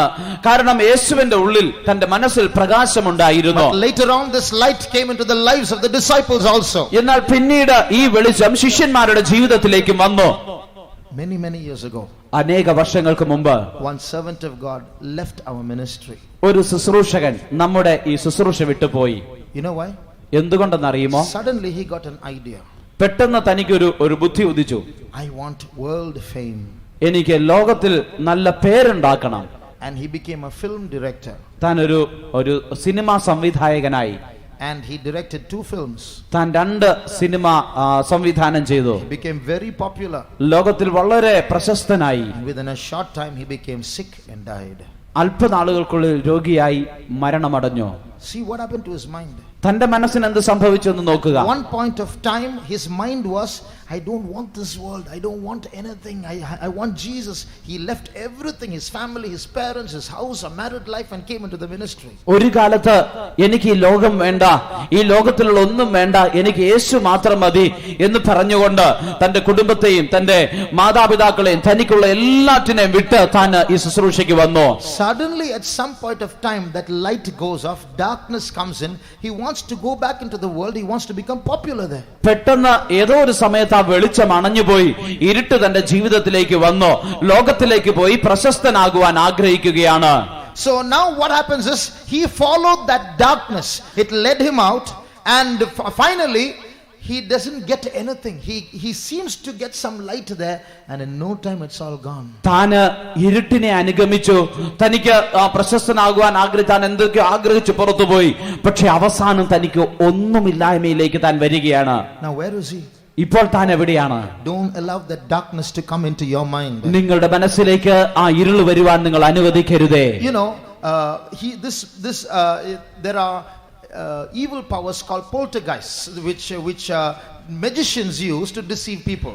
മന്ത്രവാദികൾ സാധാരണ ഉപയോഗിക്കുന്നതായ അന്ധകാര ശക്തികളുണ്ട്. കുട്ടിപ്പിശാച് എന്നുള്ള പേരിലാണ് അത് അറിയപ്പെടുന്നത്. They have this poltergeist under their control, and they can control everyone who is watching them. ഈ കുട്ടിപ്പിശാചുകളെ അവരുടെ നിയന്ത്രണത്തിൽ വെച്ചുകൊണ്ട് അവരെ കണ്ടുകൊണ്ടിരിക്കുന്നവരെ ഒക്കെ അവർക്ക് നിയന്ത്രിക്കുവാൻ കഴിയും. So they will make a man lie down on the table. അവര് ഒരു മനുഷ്യനെ മേശമേൽ കിടത്തും. The magician will bring a saw and cut the man's head. മാജിക്കുകാരൻ വന്നിട്ട് ഒരു വാളുകൊണ്ട് മനുഷ്യന്റെ തല വെട്ടുന്നതായിട്ട് കാണിക്കും. And take that head and put it on another table. ആ തല എടുത്തിട്ട് മറ്റൊരു മേശമേൽ വെക്കും. And he will take a microphone and hold it in front of that head will talk. താൻ ഒരു മൈക്ക് എടുത്തിട്ട് തലയുടെ മുമ്പിൽ പിടിക്കുമ്പോൾ തല സംസാരിക്കും. Is it possible? അത് അങ്ങനെ സംഭവിക്കുമോ? But is it possible? അങ്ങനെ സാധ്യമാണോ? But everyone watching it will watch it like that. കണ്ടുകൊണ്ടിരിക്കുന്നവരൊക്കെ ആ സംഭവം അങ്ങനെ തന്നെ കാണും. What is the secret? എന്താണ് അതിന്റെ രഹസ്യം? This poltergeist is only 3/4 of a foot, 9 inches tall, that's all. ഒരു കുട്ടിപ്പിശാച് എന്ന് പറഞ്ഞാൽ അതിന് 9 ഇഞ്ച് പൊക്കം മാത്രമേ ഉള്ളൂ, 1/4 അടി പൊക്കമേ ഉള്ളൂ. But it has the power to play with everyone's mind. എന്നാൽ എല്ലാവരുടെ മനസ്സുമായിട്ട് കളിക്കുവാനുള്ള അധികാരം, ശക്തി അതിനുണ്ട്. This one little demon can make everybody, that man will be lying here with his head here only, but he will make you think as though it is there and it's talking. ഈ ചെറിയ കുട്ടിപ്പിശാച് ആ മനുഷ്യന്റെ യഥാർത്ഥത്തിൽ ഇവിടെ കിടക്കുന്നേ ഉള്ളായിരിക്കാം, തന്റെ തലയും തന്റെ ശരീരത്തിൽ തന്നെ കാണും. പക്ഷേ ഈ കുട്ടിപ്പിശാച് അത് നോക്കിക്കൊണ്ടിരിക്കുന്ന എല്ലാവർക്കും തലയെടുത്ത് അവിടെ വെച്ചതായിട്ട് ഉള്ളൊരു തോന്നൽ ഉളവാക്കും. The head of all these demons, including this poltergeist, is the god of this world that we are reading about. നാം വായിച്ചതുപോലെ ഈ കുട്ടിപ്പിശാചിന്റെയും സകല പിശാചുകളുടെയും തലവൻ എന്ന് പറയുന്നത് ഈ ലോകത്തിന്റെ ദൈവമാണ്, പ്രഭുവാണ്. These evil powers have the capacity to make you look at this world as something very beautiful. ഈ പിശാചുക്കൾക്ക് നിങ്ങൾ ലോകത്തെ നോക്കുമ്പോൾ അത് വളരെ മനോഹരമായി നിങ്ങൾക്ക് തോന്നിക്കുവാൻ കഴിയും. So that's what he tried to do with Jesus also. Took him to a high mountain, showed him all the glories of this world and said, I'll give this all to you. I'll walk away. I won't control this anymore. You can have it all. Just once bow down before me and worship me. യേശുവിന്റെ അടുക്കലും ചെയ്തത് ഇത് തന്നെയാണ്. തന്നെ വളരെ ഉയരത്തിലേക്ക് കൊണ്ടുപോയി ഈ ലോകത്തിന്റെ പ്രതാപങ്ങൾ, മഹത്വം മുഴുവൻ തന്നെ കാണിച്ചിട്ട് പറയുകയാണ്, ഞാൻ ഇതെല്ലാം നിനക്ക് തന്നേക്ക്, എനിക്കിതൊന്നും വേണ്ട, ഇതെല്ലാം തന്നിട്ട് ഞാൻ പോയിക്കൊള്ളാം, നീ എന്നെ ഒരു പ്രാവശ്യം ഒന്ന് വണങ്ങിയാൽ മതി. What would happen if Jesus did what Satan did, asked him to do. സാത്താൻ തന്നോട് പറഞ്ഞ ആ കാര്യം യേശു ചെയ്തിരുന്നെങ്കിൽ എന്ത് സംഭവിക്കുമായിരുന്നു? You'll really give me everything? നീ യഥാർത്ഥമായി എനിക്കെല്ലാം തരുമോ? You won't trouble me hereafter? ഇതിന് ശേഷം നീ എന്നെ ശല്യപ്പെടുത്തത്തില്ലല്ലോ? No, I won't trouble you. I won't take the control of this world. I won't deceive anyone. I'll walk away. Once bow down before you. ഞാൻ ഒരിക്കലും നിന്നെ ശല്യപ്പെടുത്തുകയില്ല. ആരെയും ഈ ലോകത്തിലുള്ള ഒരു വ്യക്തിയെ ഞാൻ വഞ്ചിക്കുകയില്ല. ഞാൻ പോയിക്കൊള്ളാം. നീ ഒരു പ്രാവശ്യം എന്നെ ഒന്ന് വണങ്ങിയാൽ മതി. If Jesus bowed once, യേശു ഒരിക്കൽ വണങ്ങിയിരുന്നെങ്കിൽ what would Satan have said? പിശാച് എന്ത് പറയുമായിരുന്നു? I won't give the world to you. It is still mine. You are also mine.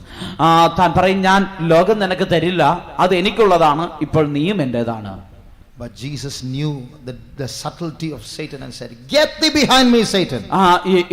യേശു പിശാചിന്റെ വഞ്ചന അറിഞ്ഞുകൊണ്ട് പറയുകയാണ്, എന്നെ വിട്ടു പോ. That's that light that Jesus wants to put in our heart. ആ വെളിച്ചമാണ് യേശു നമ്മുടെ ഹൃദയങ്ങളിൽ പകരുവാൻ ആഗ്രഹിക്കുന്നത്. Now when Satan comes into power, the powers of the Antichrist, they will try to suck out the light in us in two ways. സാത്താൻ അധികാരത്തിൽ, എതിർക്രിസ്തു മുഖാന്തരം അധികാരത്തിൽ വരുമ്പോൾ നമ്മിലുള്ള വെളിച്ചത്തെ രണ്ട് വിധത്തിൽ അത് അണച്ചു കളയുവാൻ, പിടിച്ചടക്കുവാൻ ശ്രമിക്കും. One is by pleasure, the other is by pressure.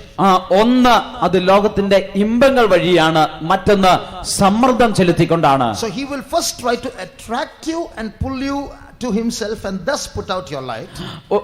ആദ്യം ലോകത്തെ നിങ്ങൾക്ക് വളരെ മനോഹരമായി തോന്നിച്ച് നിങ്ങളെ ആകർഷിച്ച് നിങ്ങളിലുള്ള വെളിച്ചം ഇല്ലാതെയാക്കുവാൻ ശ്രമിക്കും. If you are too clever for that and that doesn't work, he will try to threaten you and make you submit to him and put out your light. നിങ്ങൾ ജ്ഞാനികളായിരുന്ന് നിങ്ങളുടെ ഉള്ളിൽ അത് പ്രവർത്തിക്കുവാൻ അവന് കഴിയാതെ വരികയാണെങ്കിൽ അവൻ നിങ്ങളെ ഭീഷണിപ്പെടുത്തി, സമ്മർദ്ദം ചെലുത്തി നിങ്ങളെ അവന്റെ കീഴിൽ കൊണ്ടുവരുവാൻ ശ്രമിക്കും. One of the 7 heads that are on the beast of the Antichrist is the powers behind Assyria. എതിർക്രിസ്തുവിന്റെ അടയാളമാകുന്ന മൃഗത്തിൽ ഉള്ള 7 തലകളിൽ ഒന്ന് അത് അസൂറിന്റെ, സിറിയയുടെ അധികാരമാണ്. Is this spirit of Assyria that works like this? Either it will try to attract you and pull you, or it will threaten you and pull you. അസിറിയയുടെ ആത്മാവിന്റെ പ്രത്യേകത എന്നുള്ളത് അതൊന്നെങ്കിൽ നിങ്ങളെ ആകർഷിക്കുവാൻ ശ്രമിക്കും, അല്ലെങ്കിൽ അത് നിങ്ങളെ ഭീഷണിപ്പെടുത്തി നിങ്ങളെ കീഴടക്കുവാൻ ശ്രമിക്കും. Turn to 2 Kings chapter 18. 2 രാജാക്കന്മാർ 18-ാം അധ്യായം. And you see how the king of Assyria is first trying to attract the Israelites.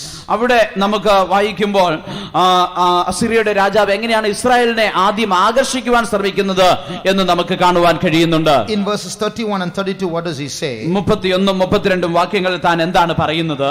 Listen, O Jews, യഹൂദന്മാരെ നിങ്ങൾ ചെവി കൊടുക്കുവിൻ.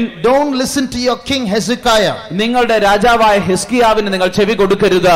Make an agreement with me, the king of Assyria. അസൂറിന്റെ രാജാവായി എന്നോട് നിങ്ങൾ ഒരു സന്ധി ചെയ്തു കൊള്ളുവേൻ. Then come out with me.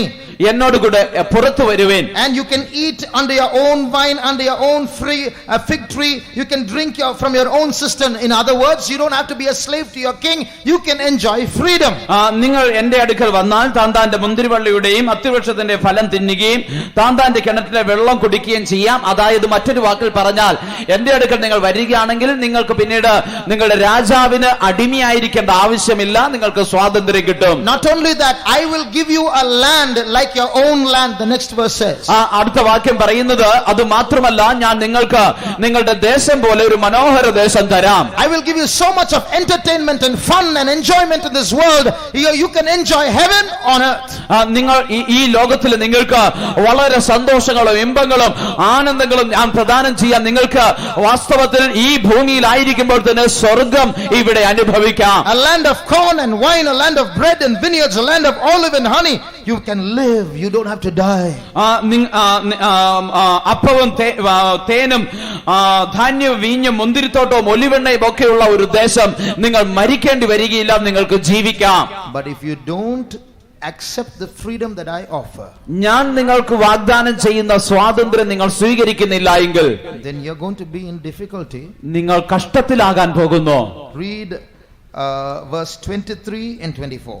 23 24 വാക്യങ്ങൾ വായിക്കാം. ആകട്ടെ, എന്റെ യജമാനനായ അശൂർ രാജാവുമായി വാതുകെട്ടുക. നിനക്ക് കുതിരച്ചേവകരെ കയറ്റുവാൻ കഴിയുമെങ്കിൽ ഞാൻ നിനക്ക് 2000 കുതിരയെ തരാം.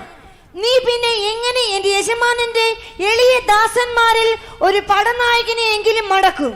രഥങ്ങൾക്കായിട്ടും കുതിരച്ചേവകർക്കായിട്ടും നീ മിസ്രയീമിൽ ആശ്രയിക്കുന്നുവല്ലോ. Now therefore I pray thee, give pledges to my lord the king of Assyria, and I will deliver thee 2,000 horses, if thou be able on thy part to set riders upon them. How then wilt thou turn away the face of one captain of the least of my master's servants, and put thy trust on Egypt for chariots and for horsemen? What is the king of Assyria trying to say? അശ്ശൂർ രാജാവ് എന്താണ് പറയുവാൻ ശ്രമിക്കുന്നത്? If you don't accept this invitation to join me, എന്നോട് ചേരുവാനുള്ള ഈ സ്വീകരണം നിങ്ങൾ അത് സ്വീകരിക്കുന്നില്ല എങ്കിൽ you are going to be put into very great difficulty. നിങ്ങൾ ഒരു വലിയ ബുദ്ധിമുട്ടിലാകുവാൻ പോകുന്നു.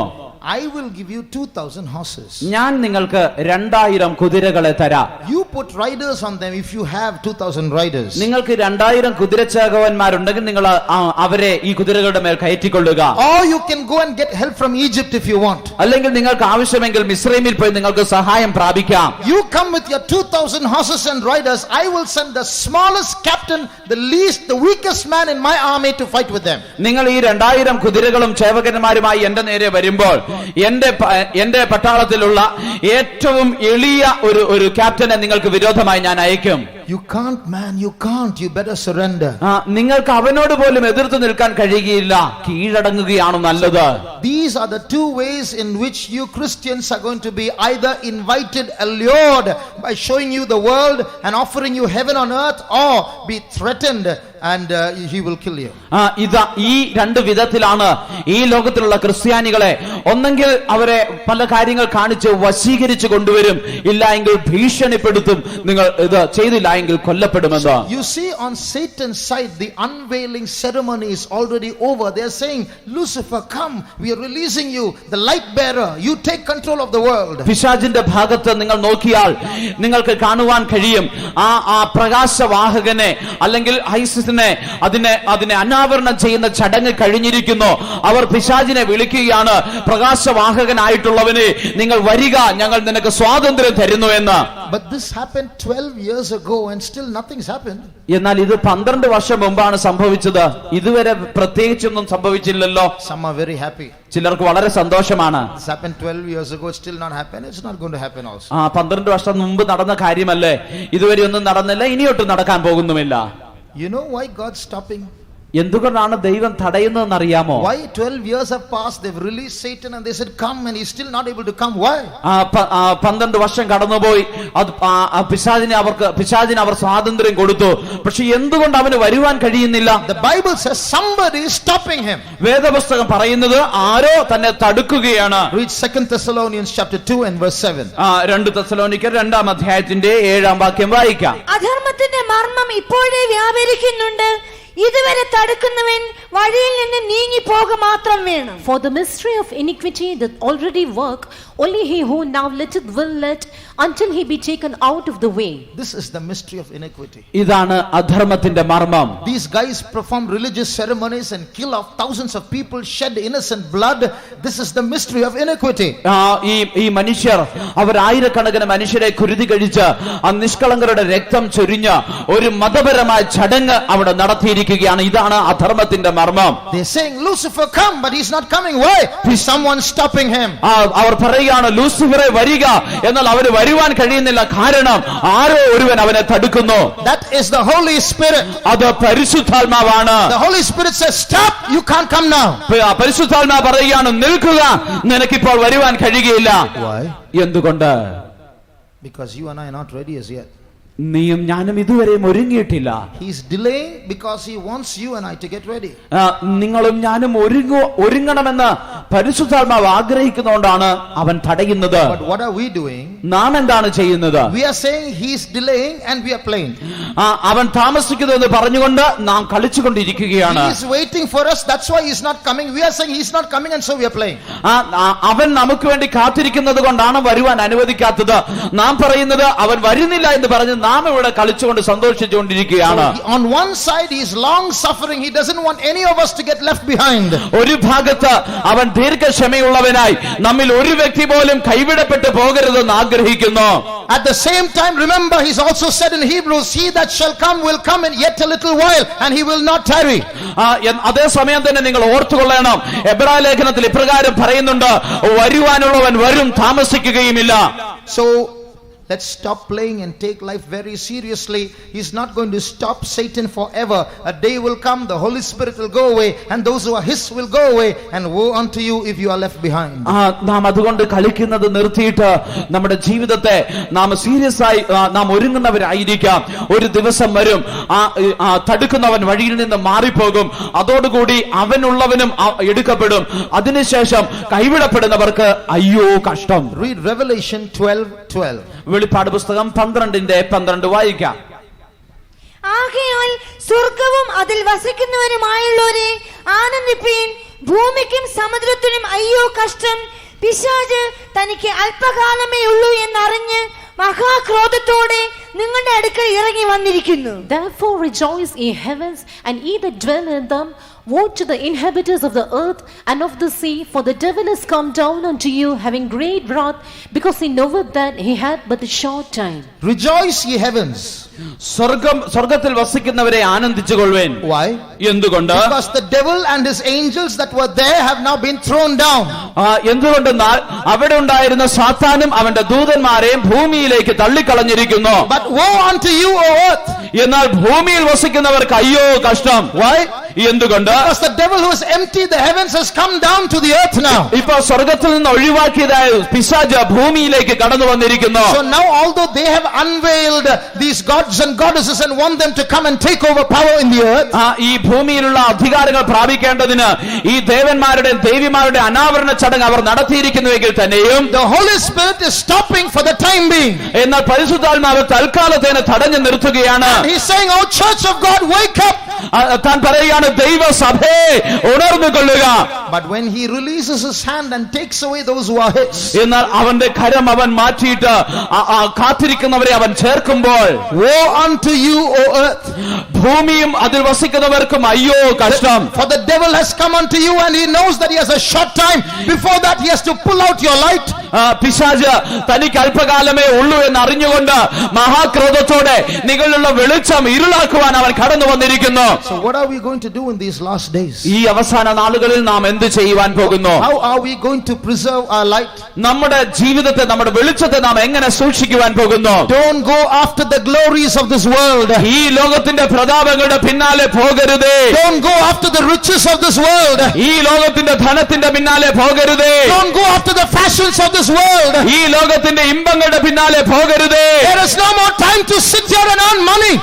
ഈ ലോകത്ത് ഇനിയും താമസിച്ച് ധനം സമ്പാദിക്കുവാൻ ഇനി കാലം ശേഷിച്ചിട്ടില്ല. There is no more time to sit here and increase our goods and our property. ഈ സ്ഥലത്തിരുന്നുകൊണ്ട് നമ്മുടെ വസ്തുവകകൾ വർദ്ധിപ്പിക്കുവാൻ സമയമില്ല. The Holy Spirit is withholding, giving you enough time just to get ready to fly away. പരിശുദ്ധാത്മാവ് തടഞ്ഞു നിർത്തുന്നത് നിങ്ങൾക്ക് പറന്നുയരുവാൻ വേണ്ടതായ ശക്തി സംഭരിക്കേണ്ടതിനാണ്. Redeem the time because the days are evil and deceptive. ഇത് ദുഷ്കാലമാകിയാൽ സമയം തക്കത്തിൽ ഉപയോഗിച്ചുകൊള്ളുവേൻ. So on the one side we have to hate the deceptions of this world, the glories of this world. ഒരു ഭാഗത്ത് ഈ ലോകത്തിന്റെ വഞ്ചനകളെയും ലോകത്തിന്റെ പ്രതാപങ്ങളെയും നാം വെറുക്കണം. On the other side, pressure on Christians is going to increase. മറുഭാഗത്ത് ക്രിസ്ത്യാനികളുടെ മേലുള്ള സമ്മർദ്ദം വർദ്ധിക്കുവാൻ പോകുന്നു. To live in this world without denying the faith and the truth is going to be more and more difficult. ഈ ലോകത്തിൽ വിശ്വാസം തള്ളി പറയാതെ ജീവിച്ചിരിക്കുക എന്നുള്ളത് വലിയ കഷ്ടമാകുന്ന ഒരു അനുഭവമായി തീരുവാൻ പോകുന്നു. Governments are going to institute new laws in the land that's going to stop the transformation of your body. നിങ്ങളുടെ ശരീരത്തിന്റെ രൂപാന്തരത്തെ തടസ്സപ്പെടുത്തേണ്ടതിന് സർക്കാരുകൾ ദേശത്ത് പുതിയ നിയമങ്ങൾ കൊണ്ടുവരുവാൻ പോകുന്നു. What are we going to do at this time? ആ സമയത്ത് നാം എന്ത് ചെയ്യുവാൻ പോകുന്നു? So we have to get ready so that that light of Jesus Christ might shine in our hearts. നമ്മുടെ ശരീരം, നമ്മുടെ ഹൃദയത്തിൽ യേശുവിന്റെ പ്രകാശം ശോഭിക്കേണ്ടതിന് നാം ഒരുങ്ങേണ്ടിയിരിക്കുന്നു. We read in the Hebrews how after they were illuminated, they endured a great fight of afflictions. നാം എബ്രായ ലേഖനത്തിൽ വായിച്ചുവല്ലോ, അവർക്ക് പ്രകാശനം ലഭിച്ച ശേഷം അവർക്ക് വലിയ കഷ്ടമുണ്ടായി എന്ന്. They endured. 10:32 Hebrews 10:32. എബ്രായർ 10:32. എന്നാൽ നിങ്ങൾ പ്രകാശനം ലഭിച്ച ശേഷം നിന്ദകളാലും പീഡകളാലും കൂത്തുകാഴ്ചയായി ഭവിച്ച് ആവക അനുഭവിക്കുന്നവർക്ക് കൂട്ടാളികളായി തീർന്നു ഇങ്ങനെ കഷ്ടങ്ങളാൽ വളരെ പോരാട്ടം കഴിച്ച പൂർവ്വകാലം ഓർത്തുകൊള്ളുവീൻ. Here we read how that light helped them to endure affliction. ഇവിടെ നാം വായിക്കുമ്പോൾ ആ പ്രകാശനം എങ്ങനെ അവരെ കഷ്ടങ്ങൾ സഹിക്കുവാൻ പ്രാപ്തരാക്കിയെന്ന് നാം കാണുന്നു. So that light that is in us should make our mind so strong, so decisive, that even if we are persecuted, if we lose our jobs, if we are taken out of our countries, still we will not deny the truth. നമ്മുടെ ഉള്ളിൽ ലഭിച്ചിരിക്കുന്ന ആ പ്രകാശം അത് നമ്മെ ശക്തീകരിച്ചിട്ട് നമുക്ക് കഷ്ടങ്ങൾ സംഭവിച്ചാലും ജോലി നഷ്ടപ്പെട്ടാലും നമ്മെ നാടുകടത്തേണ്ട അനുഭവങ്ങളുടെ പോയാലും നാം അത് ക്രിസ്തുവിന് വേണ്ടി സഹിക്കുന്നവരാക്കി ഈ വെളിച്ചം നമ്മെ മാറ്റണം. So people will ask you questions like this. You said you're a Christian, your God is your true God, and you change your life so much. You've lost your job. ഒരുപക്ഷെ മനുഷ്യർ നിങ്ങളെ നോക്കി ചോദിച്ചേക്കാം, നിങ്ങളൊരു ക്രിസ്ത്യാനിയല്ലേ, ഇത്രത്തോളം ദൈവത്തിൽ ആശ്രയിക്കുന്നു, പ്രാർത്ഥിക്കുന്നു, വിശ്വസിക്കുന്നു, എന്ത് കാര്യം നിങ്ങളുടെ ജോലി നഷ്ടപ്പെട്ടല്ലോ. That's a temptation to put out your light, and you will also think, yeah, why did I lose my job? God is not with me. Who knows if this Jesus is a story or not? അത് നിങ്ങളുടെ ഉള്ളിലുള്ള പ്രകാശം കെടുത്തു കളയേണ്ടതിനായിട്ടുള്ള ഒരു പരീക്ഷയാണ്. നിങ്ങൾ ഒരുപക്ഷെ ചിന്തിച്ചേക്കാം, ശരിയാണല്ലോ, ഞാനിങ്ങനെ ജീവിച്ചിട്ട് എന്താണ് കാര്യം, ഇത് സത്യമാണോ, യേശുവിന്റെ കാര്യമൊക്കെ ഒരു കഥയാണോ. So when someone asks you a question like this, you're a Christian, why did this happen to you? ആരെങ്കിലും നിങ്ങളോട് ഇപ്രകാരം ഒരു ചോദ്യം ചോദിക്കുകയാണ്, നിങ്ങളൊരു ക്രിസ്ത്യാനിയല്ലേ, ഇതെന്തുകൊണ്ട് നിങ്ങൾക്ക് സംഭവിച്ചു? What you must answer is, I didn't come to Jesus for a job. നിങ്ങൾ പറയേണ്ട മറുപടി, ഞാനൊരു ജോലിക്ക് വേണ്ടിയല്ല യേശുവിന്റെ അടുക്കൽ വന്നത്. I didn't come to Jesus so that he might help me to get a gold medal in my exams. എന്റെ പരീക്ഷകളിൽ ഒരു സ്വർണ്ണ മെഡൽ നേടേണ്ടതിനല്ല ഞാൻ യേശുവിന്റെ അടുക്കൽ വന്നത്. I came to Jesus because I love Jesus, and even if I don't have anything in this world, I will continue to love Jesus. ഞാൻ യേശുവിന്റെ അടുക്കൽ വന്നത് ഞാൻ യേശുവിനെ സ്നേഹിക്കുന്നത് കൊണ്ടാണ്. ഈ ലോകത്തിൽ എനിക്ക് ഒന്നുമില്ല എങ്കിൽ തന്നെയും ഞാൻ യേശുവിനെ സ്നേഹിച്ചുകൊണ്ടിരിക്കും. That will put the devil to shame. അത് പിശാചിനെ ലജ്ജിപ്പിക്കും. And this darkness will not grab that light when you make that confession. നിങ്ങൾ അങ്ങനെയുള്ള ഒരു ഏറ്റുപറച്ചിൽ നടത്തുമ്പോൾ ഈ ഇരുള് ആ പ്രകാശത്തെ പിടിച്ചടക്കുകയില്ല. When you look at the history of look at Bible history, നിങ്ങൾ വേദപുസ്തക ചരിത്രം പരിശോധിച്ചാൽ, when a lion came against Samson, ശിംശോന് നേരെ ഒരു സിംഹം വന്നപ്പോൾ he got an anointing, he tore the lion. തനിക്കൊരു അഭിഷേകം വന്നിട്ട് താൻ ആ സിംഹത്തെ കീറിക്കളഞ്ഞു. But when Daniel was put in the lion's den, എന്നാൽ ദാനിയേലിനെ സിംഹത്തിന്റെ കുഴിയിലിട്ടപ്പോൾ there was no show like Samson. സാംസനെ പോലെയുള്ള വലിയ miracle. അത്ഭുതമൊന്നും അവിടെ ഇല്ലായിരുന്നു. But God shut the lion's mouth. എന്നാൽ ദൈവം ആ സിംഹത്തിന്റെ വായ അടച്ചു കളഞ്ഞു. But in the time of Emperor Nero, എന്നാൽ നീറോ ചക്രവർത്തിയുടെ കാലത്ത് lions were released into stadiums as people were watching, and Christians were grabbed and swallowed, and the lions ate Christians up. മറ്റു മനുഷ്യർ സ്റ്റേഡിയങ്ങളിൽ നോക്കിക്കൊണ്ടിരിക്കുമ്പോൾ ക്രിസ്ത്യാനികളുടെ നേരെ സിംഹങ്ങളെ തുറന്നു വിടുകയും അവ വന്ന് ക്രിസ്ത്യാനികളെ വലിച്ചു കീറി തിന്നുകയും ചെയ്തു. So what do you say? God was with Samson and God was with Daniel, and God forsook all the first century Christians, is it? അതുകൊണ്ട് നിങ്ങൾ എന്തു പറയുന്നു? ദൈവം ശിംശോനോട് കൂടെയിരുന്നു, ദാനിയേലിനോട് കൂടെയിരുന്നു, ആദ്യ നൂറ്റാണ്ടുകളിലെ ക്രിസ്ത്യാനികളെല്ലാം കൈവിട്ടുവോ? Those who think like this and see like this are people who don't have enough light in the mind. ഇങ്ങനെ കാണുകയും ഇങ്ങനെ ചിന്തിക്കുകയും ചെയ്യുന്നവർ തങ്ങളുടെ മനസ്സിൽ ആവശ്യത്തിന് വെളിച്ചം ലഭിക്കാത്തവരാണ്. Don't let that light in you become darkness. നിങ്ങളുടെ ഉള്ളിലുള്ള ആ വെളിച്ചം ഇരുളാകുവാൻ അനുവദിക്കരുത്. Dying as a martyr is not a defeat, it's a glorious death. രക്തസാക്ഷിയായി മരിക്കുന്നത് ഒരു പരാജയമല്ല, അത് തേജസ്സേറിയ ഒരു മരണമാണ്. Being eaten by a lion for Jesus' name is a glorious death. യേശുവിന് വേണ്ടി ഒരു സിംഹം നമ്മെ തിന്നുകയാണെങ്കിൽ അത് തേജസ്സേറിയ ഒരു മരണമാണ്. When Stephen was facing the stones, Stephanos താൻ കല്ലേറ് നേരിട്ടപ്പോൾ, remember the stones are there not to hit mangoes, the stones are there to kill men. അത് മാങ്ങ എറിയുന്നതിന് വേണ്ടിയിട്ടുള്ള കല്ലുകൾ ആയിരുന്നില്ല, അത് മനുഷ്യനെ കൊല്ലുവാൻ വേണ്ടി എറിഞ്ഞ കല്ലുകളായിരുന്നു. Huge huge boulders like this, each one can hit the head and finish off a man. ഇതുപോലുള്ള വലിയ കല്ലുകൾ എടുത്ത് അത് തലയിൽ പതിച്ചാൽ തന്നെ തല തകർന്ന് മരിക്കും. You tell me, when stones are hurled at you, what will you do? നിങ്ങളുടെ നേരെ ഇങ്ങനെ കല്ലെറിയുമ്പോൾ നിങ്ങൾ എന്ത് ചെയ്യുമെന്ന് പറഞ്ഞാട്ടെ. What is the first posture or the way any man will stand when stones are hurled at him? കല്ലെറിയുമ്പോൾ ആദ്യം ഒരു മനുഷ്യൻ എങ്ങനെയായിരിക്കും, അവൻ നിൽക്കുന്ന രൂപം എങ്ങനെയായിരിക്കും? ഇങ്ങനെ തല മറച്ചുകൊണ്ട് കുനിഞ്ഞു നിൽക്കും അല്ലേ? You will try to protect your head first thing. നിങ്ങളുടെ തല സംരക്ഷിക്കുവാൻ നിങ്ങൾ ആദ്യം ശ്രമിക്കും. You know what Stephen did? എന്താണ് സ്തെഫാനോസ് ചെയ്തതെന്ന് അറിയുമോ? He stood on his knees. താൻ മുഴങ്കാലിൽ നിന്നോ He lifted up his hands. തന്റെ കരങ്ങൾ ഉയർത്തി. Bang, bang, bang, stones are hitting him on his head. തന്റെ തലയിൽ അവിടെ എല്ലാം വന്ന് കല്ല് പതിക്കുന്നു. Lord, lay not these sins to their charge. കർത്താവേ, ഇവർക്ക് ഈ പാപം നിർത്തരുതേ. I see the heavens opened. ഞാൻ സ്വർഗ്ഗം തുറന്നിരിക്കുന്നത് കാണുന്നു. I can see Jesus standing up to receive me. യേശുവിനെ സ്വീകരിക്കുവാൻ എഴുന്നേറ്റ് നിൽക്കുന്നത് എനിക്ക് കാണുവാൻ കഴിയുന്നു. Jesus, who was sitting on the right hand of the Father, is now standing up to receive a martyr into heaven. പിതാവിന്റെ വലതുഭാഗത്ത് ഇരുന്നവനായ യേശു ഇപ്പോൾ ഒരു രക്തസാക്ഷിയെ സ്വർഗ്ഗത്തിലേക്ക് സ്വീകരിക്കേണ്ടതിനായി എഴുന്നേറ്റ് നിൽക്കുന്നു. After a few moments, ചില നിമിഷങ്ങൾക്കുള്ളിൽ the body of Stephen was lying on the ground. സ്തെഫാനോസിന്റെ ശരീരം ഭൂമിയിൽ കിടക്കുന്നു. Blood everywhere. രക്തത്തിൽ കുളിച്ച് Skull is cracked. തന്റെ തലയോട്ടി പൊട്ടിയിരിക്കുന്നു. People surrounding him, stones all over him. മറ്റുള്ളവർ അവന്റെ ചുറ്റും നിൽക്കുന്നു. ഒരു കല്ല് അവന്റെ മേൽ കൂമ്പാരമായി കൂടിയിരിക്കുന്നു. All the people who are watching his death, what would they have said? തന്റെ മരണം നോക്കിക്കൊണ്ടിരുന്ന മനുഷ്യരൊക്കെയും എന്ത് പറഞ്ഞിരിക്കും? Look at that man, his God could not protect him. ഈ മനുഷ്യനെ നോക്കുക, അവന്റെ ദൈവത്തിന് അവനെ സൂക്ഷിക്കുവാൻ കഴിഞ്ഞില്ല. But that is the view of the world. അത് ലോകത്തിന്റെ വീക്ഷണമാണ്. But what was happening in heaven at that same second? അതേ സെക്കൻഡിൽ സ്വർഗ്ഗത്തിൽ എന്താണ് സംഭവിച്ചുകൊണ്ടിരുന്നത്? Jesus and Stephen were embracing each other. യേശു സ്തെഫാനോസിനെ ആലിംഗനം ചെയ്യുകയായിരുന്നു.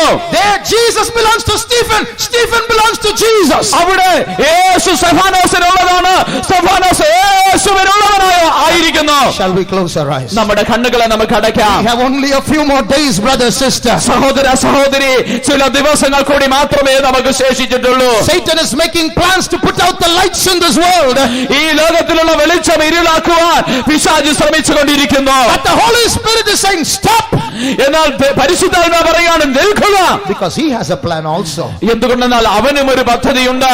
When the darkness has so much power, ഇരുട്ടിന് ഇത്രത്തോളം ശക്തിയുള്ളപ്പോൾ, that power could not touch the light of Jesus. യേശുവിലുള്ള വെളിച്ചത്തെ തൊടുവാൻ അതിന് കഴിഞ്ഞില്ല. That light that is shining in you and me is the same light of Jesus. നിങ്ങളിലും എന്നിലും പ്രകാശിച്ചുകൊണ്ടിരിക്കുന്ന ആ വെളിച്ചം അന്ന് യേശുവിൽ പ്രകാശിച്ച അതേ വെളിച്ചമാണ്. So when that light shines in the darkness, it will touch other people who are in darkness. ആ വെളിച്ചം ഇരുളിൽ പ്രകാശിച്ചുകൊണ്ടിരിക്കുമ്പോൾ ഇരുട്ടിലായിരിക്കുന്ന മറ്റു പലരിലും അത് വെളിച്ചം പകരുവാൻ ഇടയായി തീരും. Before we close, നാം അവസാനിപ്പിക്കുന്നതിന് മുമ്പ് we are going to pray for one point and then close. നാം ഒരു വിഷയത്തിന് വേണ്ടി പ്രാർത്ഥിച്ച് അവസാനിപ്പിക്കുവാൻ പോകുന്നു. If possible, please stand on your knees. നിങ്ങൾക്ക് കഴിയുമെങ്കിൽ മുഴങ്കാലിൽ നിൽക്കുക. And all sisters, please hold your hands. സഹോദരിമാരെല്ലാം തങ്ങളുടെ കരം ചേർത്ത് പിടിച്ചാട്ടെ. All brothers, please hold your hands. സഹോദരന്മാർ തമ്മിൽ കരം കൊടുത്ത് പിടിച്ചാട്ടെ. You know what we are going to pray for? നിങ്ങൾ എന്തിനു വേണ്ടി പ്രാർത്ഥിക്കുവാൻ പോകുന്നു എന്ന് There അറിയുമോ? is a light that is shining inside you. നിങ്ങളുടെ ഉള്ളിൽ ഒരു പ്രകാശം ശോഭിച്ചുകൊണ്ടിരിക്കുന്നു. There is a darkness in your school and in your college and in your workplace. നിങ്ങളുടെ സ്കൂളിലും നിങ്ങളുടെ കോളേജിലും നിങ്ങളുടെ ജോലി സ്ഥലത്തും ഒരു ഇരുട്ടുണ്ട്. There is a darkness in your neighborhood, in your society. നിങ്ങളുടെ സമൂഹത്തിൽ നിങ്ങളുടെ അയൽപക്കത്തിൽ ഒരു അന്ധകാരമുണ്ട്. The light that is in you should go into that darkness. നിങ്ങളിലുള്ള വെളിച്ചം ആ ഇരുളിലേക്ക് കടന്നു ചെല്ലണം. Many who are sitting in that darkness should see a great light.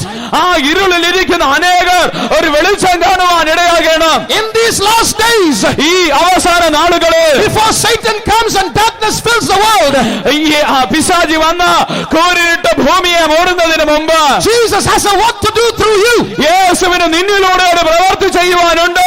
The light of Jesus should spread through you to the dark world.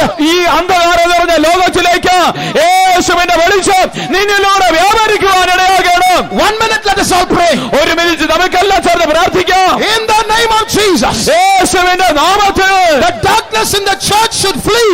ഈ സഭയിലുള്ള ഇരുട്ട് ഓടിപ്പോകണം. The darkness in Kerala should flee. കേരളത്തിലുള്ള അന്ധകാരം ഓടിപ്പോകണം. Darkness in India should flee.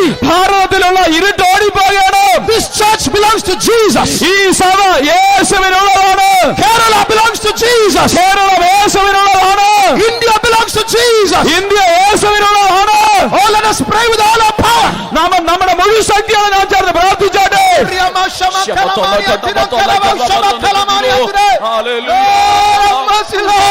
Lord, let our darkness be turned to light. Let this light spread into all the world, oh God.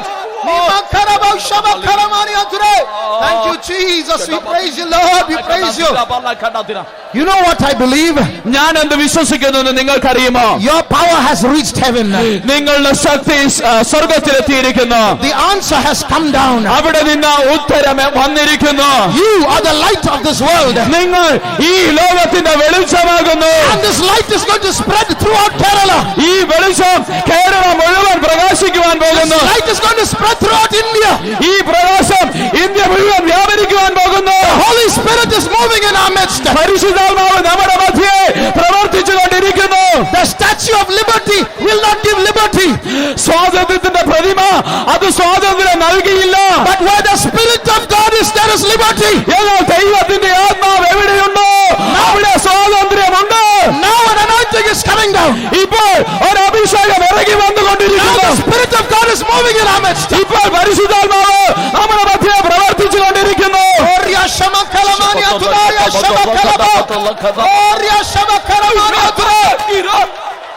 Thank you, Jesus. Oh, Thank you, Jesus. Thank you, Jesus. Jesus. വെളിച്ചങ്ങൾ വീശുന്നു, അന്ധകാരം മാറുന്നു. വെളിച്ചങ്ങൾ വീശുന്നു, അന്ധകാരം മാറുന്നു. ദൈവത്തിന്റെ ആത്മാവ് ഉള്ളിലാകുമ്പോൾ, ദൈവത്തിന്റെ ആത്മാവ് ഉള്ളിലാകുമ്പോൾ, പാപത്തിന്റെ എല്ലാ അന്ധകാരവും, പാപത്തിന്റെ എല്ലാ അന്ധകാരവും എല്ലാ ഉള്ളത്തിൽ നിന്നും നീങ്ങി പോകട്ടെ. എല്ലാ ഉള്ളത്തിൽ നിന്നും നീങ്ങി പോകട്ടെ. ദൈവത്തിന്റെ തേജസ്സിൽ നീങ്ങിട്, ദൈവത്തിന്റെ തേജസ്സിൽ നീങ്ങിട്. പ്രകാശിക്കവേ നാം വെളിച്ചമായി, പ്രകാശിക്കവേ നാം വെളിച്ചമായി. വെളിച്ചങ്ങൾ വീശുന്നു, അന്ധകാരം മാറുന്നു. വെളിച്ചങ്ങൾ വീശുന്നു, അന്ധകാരം മാറുന്നു. ദൈവത്തിന്റെ ആത്മാവ് ഉള്ളിലാകുമ്പോൾ, ദൈവത്തിന്റെ ആത്മാവ് ഉള്ളിലാകുമ്പോൾ. വെളിച്ചങ്ങൾ വീശുന്നു, അന്ധകാരം മാറുന്നു. വെളിച്ചങ്ങൾ വീശുന്നു, അന്ധകാരം മാറുന്നു. ദൈവത്തിന്റെ ആത്മാവ് ഉള്ളിലാകുമ്പോൾ, ദൈവത്തിന്റെ ആത്മാവ് ഉള്ളിലാകുമ്പോൾ. വെളിച്ചങ്ങൾ വീശുന്നു, അന്ധകാരം മാറുന്നു. ദൈവത്തിന്റെ ആത്മാവ് ഉള്ളിലാകുമ്പോൾ, ദൈവത്തിന്റെ ആത്മാവ് ഉള്ളിലാകുമ്പോൾ. ദൈവത്തിന്റെ ആത്മാവ് ഉള്ളിലാകുമ്പോൾ. ദൈവത്തിന്റെ